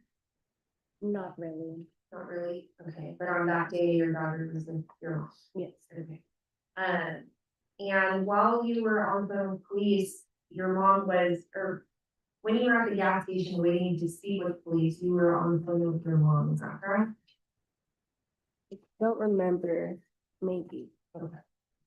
And then just going back to, in the third 911 call that you made, well, in the second 911 call that you made, do you recall stating to the 911 dispatcher that initially you were going to stay at work and report the offense in the morning, but this is starting to get really bad, so I needed to clock out and meet her. Okay. We have the witness, right? So that night, you had been at Eric's house that day, right? No. No? No. You had been with Eric's house that day and then you left with the baby to go put your makeup on for work. Yes. Yes, so you had been at Eric's house. No, I don't recall being at his house that day. Had you seen Eric that day? No. Had you talked to Eric's mother that day? No. So her phone records that show a 30-minute call from you at 9:05 from your phone number. Who was using your phone number when it wasn't you for 30 minutes? Well, if there was a phone call, I don't remember what it was. Well, let's go back. Either you talked to his mom or you didn't. You said you didn't. Well, I don't remember. I'm not into all those details. Do you understand the importance of when I ask you a question and you say no, that infers it didn't happen versus if I ask you a question and now you're saying I'm not sure of the details, so So can I plead the fifth? you can do. If Sure. I don't remember, if I'm not. I'm not the one coming after you, it's the state, so don't worry about, don't worry about me. I'm not the one that threatened you, they did. I am going to object as to argumentative. She is a victim in a case, and the state has a duty to see that justice is done for this defendant that continues to violate his probation. All right. So I don't appreciate allegations being slung over to this table when I wasn't even involved in what he is referring to. All right, the objection will be sustained. This is one of the cleanest prosecution moments in the entire hearing. Emily says she did not give Eric permission to enter her apartment. He did not live there with her, he did not have a key, and she did not give him permission to use her iPad. Those are simple facts, said directly, and they hit hard because they go straight to the core of the burglary-style allegation and the property issue. Now, defense counsel will absolutely try to complicate that with relationship history, shared parenting, prior living arrangements, and mistaken assumptions about where she or the child were. But when you strip it down to the legal essentials, those denials are exactly what the state needs. No permission to enter, no permission to take the device, no authorized access. That is an ugly posture for someone already on probation. Did the state threaten to arrest you if you didn't answer their questions? Yes. Okay. Now, your location says you were at your apartment. Was that because you had your location coming from your iPad instead of your iPhone? Please Or- elaborate the question. Yeah, yes, ma'am. One of the messages seems to think that he says, why does your location say you're here? So I mean, I know you can have your location like show up at your iPad or your iPhone on that particular time. Was it at your iPad? Yes. Okay, so When he asked, so when he says, why does your location show you were here? If he had looked at where you were, where he thought you were, it would be your apartment, correct? Because your iPad was in your apartment. Yes. Okay. And he was upset because of things he found on your iPad. Correct? More than that. More than that? I mean, George who? Irrelevant. All right, that'll be overruled. Who's George? I'm not answering that. It does not matter. Well, was it someone was it something he found on your iPad of you and George? I plead the fifth.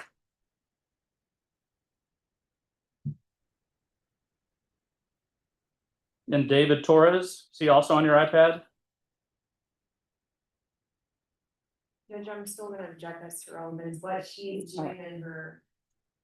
It's in evidence. All right. Well, Those are could I- statements that the defendant made, though, what she's doing in her free time that he's. May I see the exhibits, please? May I approach? Yes.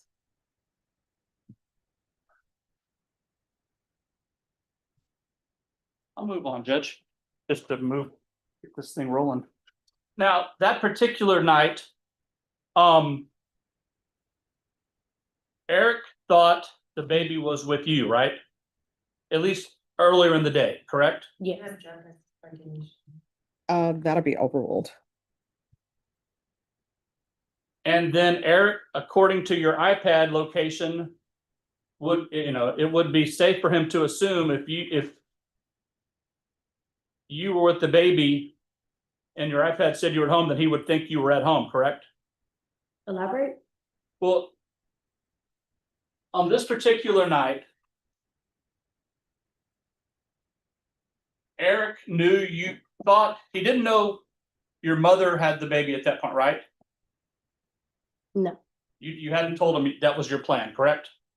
No. In fact, no, that's not correct?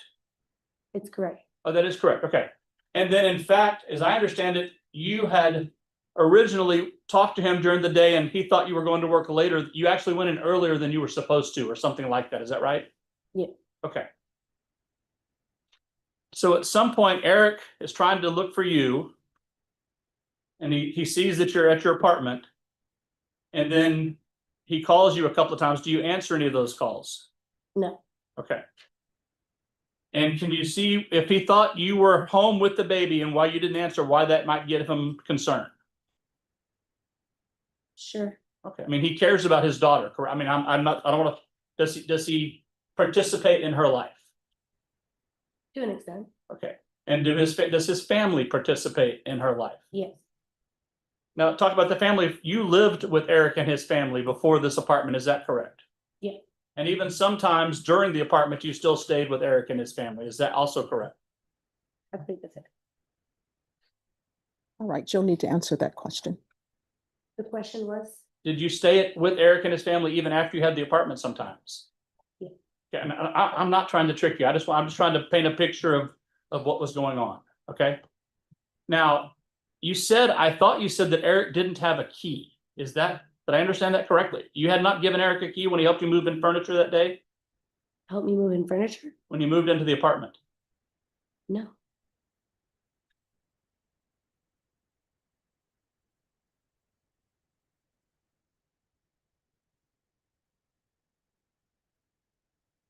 In fact, Eric and his mother were trying to help you get out of that apartment. Is that correct?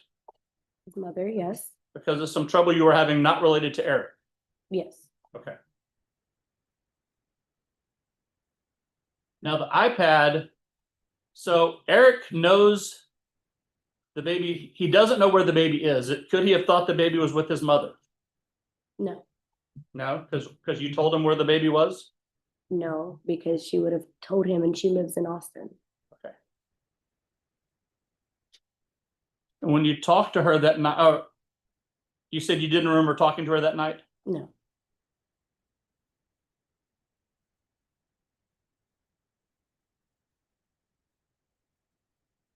Is it possible you did and you just don't remember? It's possible. Okay.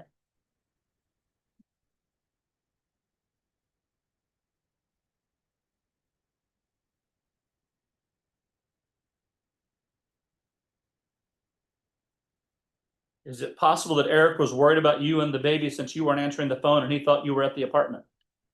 Possibly. And it makes sense that when he thought you were in the apartment and you weren't answering the phone and you didn't answer the door, one person could be more concerned, correct? This is one of the most uncomfortable moments of the entire proceeding. Defense counsel asks Emily directly whether the state threatened to arrest her if she didn't answer questions, and she says yes. That doesn't automatically win the defense anything in the revocation itself, but it absolutely reinforces the earlier controversy about how this witness was brought in and handled. And strategically, defense counsel is doing two things at once here. First, he's undermining the moral legitimacy of the state's presentation. Look how they got this witness here. Second, he's trying to explain any hesitation, contradiction, or evasiveness in her testimony as the product of pressure rather than deceit. That may not erase what she already said, but it can shape how the judge weighs it. Because when a witness says she doesn't want to be there and then confirms she felt threatened, the courtroom can't pretend coercion is just a theory anymore. Yes. Okay. Because at that point, he didn't know where you were, right? Yes. And he didn't know where his daughter was. Yes.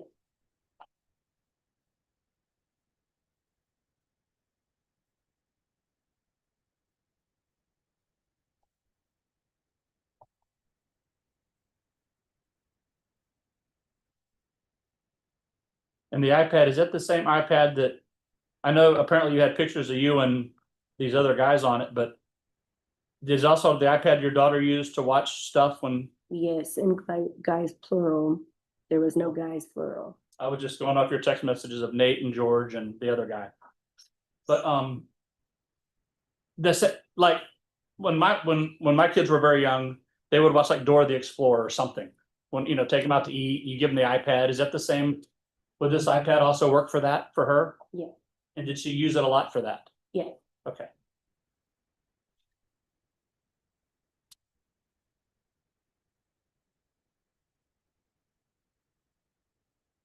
And did you and Eric use that iPad together with her? No.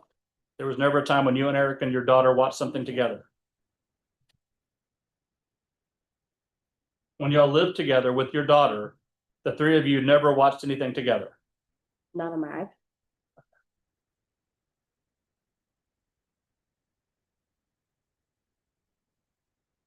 Is that because you didn't want him to see what was on it, or? Object as to relevant. Sustained. Now, you said you originally, you called the police because you saw the iPad moving, right? Yes.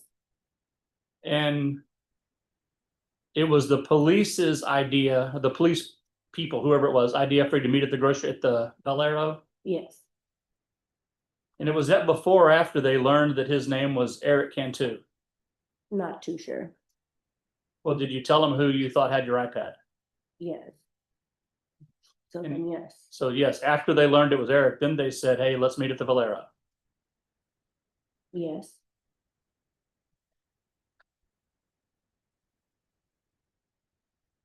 And when you first saw, well, yeah, you said you were driving to work.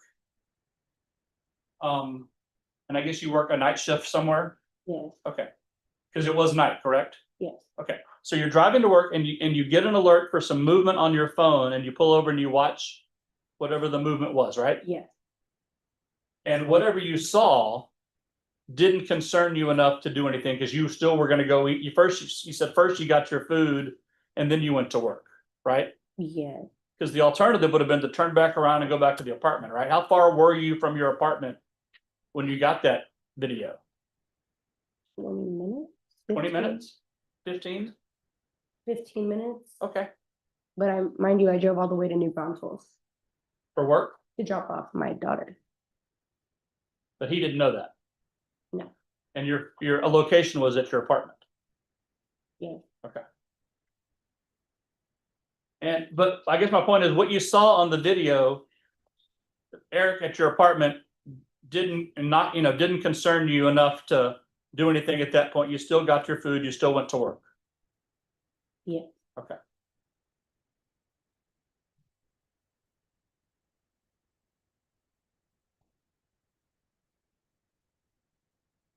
And did you call the police before or after Eric started messaging you? If you remember, After. if you remember, After. after. So once you found out he found out was on the iPad, then you called the police. I called the police after multiple messages and calls from everybody. About what was on the iPad. Not about what was on the iPad. I'm being disturbed. I'm sorry, what? I'm being disturbed at work. Okay. Disturbed. Okay, thank you. But the messages that were disturbing you were about the messages about what he found on the iPad. Right?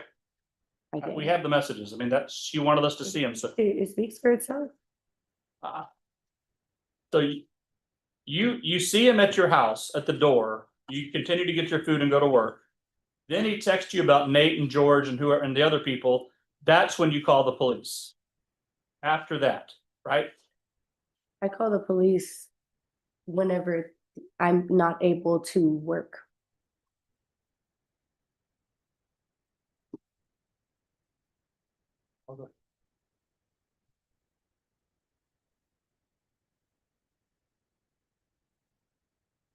So when they allow you to work to carry your phone, you have your phone with you? Yes. So that's what was disturbing you, for your phone Yes. at work. Yes. And the only reason you called the police because you were being disturbed at work. And because my privacy is being invaded. Because your privacy was being invaded because somebody looked at the pictures of you on the iPad? It's not just about the iPad.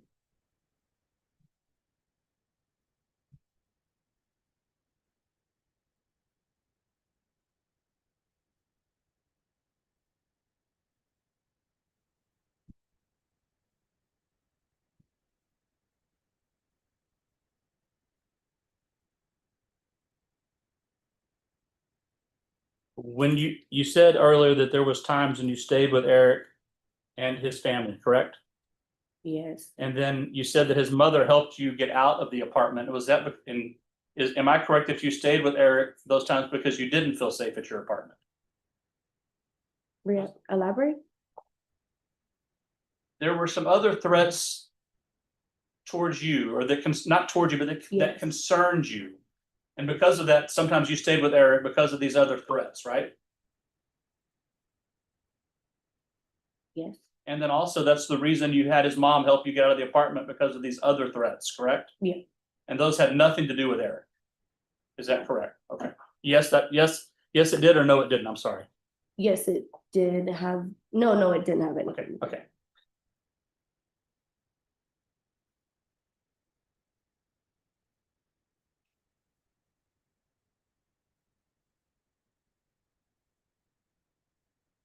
How long had you been in that apartment? Since April of last year. So from April to December. so about 4 months? Longer, 8. April of 2020. Oh, you're right. My bad. April to December of that year. But part of that time you still stayed with Eric and his family, even when you had the apartment.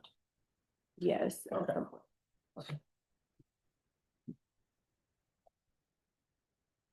That's all I have, Judge. We have no further questions, Judge, and she may be excused. All right. Any objections to excusing the witness? No. All right, thank you. Thank you. All right, state, call your next witness. State has no further witnesses, Your Honor. All right, defense, any witnesses? Do you need to discuss that? I'm out. Sure.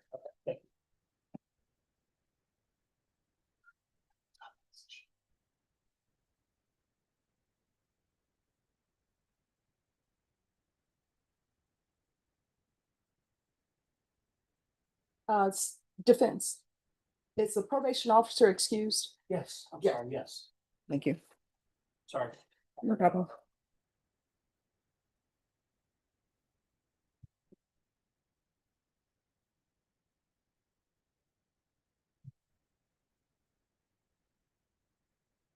Defense, since it's almost 6 p.m. and since the state has no more witnesses, we can continue this tomorrow. You can discuss whether your client is going to testify or not, or if you have other witnesses. Okay, Judge. And so I will call you all back tomorrow morning. What time would you like us here, Judge?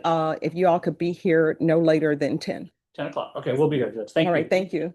Defense counsel finally lands the broader emotional narrative he's been chasing. Eric thought Emily might be home because the iPad location said she was home. She wasn't answering the phone, and he did not know where his daughter was. Emily concedes that it's possible he was worried, and that one person could become more concerned under those circumstances. That is a meaningful concession. Now, does that erase the no permission entry? No. Does it erase the texts, the iPad movement, or the apartment evidence? Also no. But it does give the defense a framework that is more human than criminal. Instead of he broke in to invade privacy, the defense wants the judge considering he made a bad, impulsive decision while worried about his child and reacting to what he believed he was seeing. That distinction may not clear him, but in revocation court, it can matter tremendously when the judge decides how harshly to interpret the conduct. What a hearing. Over the course of this proceeding, we watched a judge handle two completely different courtroom worlds. First, a young defendant received a carefully structured chance through deferred adjudication, with education, mental health evaluation, and accountability woven into the conditions. Then the docket shifted into something much rougher, a revocation hearing full of GPS data, alleged burglary conduct, a disputed emergency involving a child, technical supervision rules, admitted exhibits, a reluctant complainant, and a serious side fight over whether that witness had been improperly pressured before taking the stand. The biggest takeaway is this: courtroom outcomes are rarely decided by one dramatic sentence alone. They are built from layers: paperwork, system records, witness demeanor, credibility fights, admitted texts, scene photos, and how a judge reacts when human explanation collides with legal rules. In the Eric Cantu portion especially, the court had to sort through not just whether something happened, but how it happened, why it happened, and whether the process of proving it was itself fair. That's exactly the kind of courtroom complexity that makes these hearings so compelling to watch. If you found this case as intense and unpredictable as we did, make sure to hit that like button, share your thoughts in the comments, and don't forget to subscribe for more jaw-dropping courtroom breakdowns.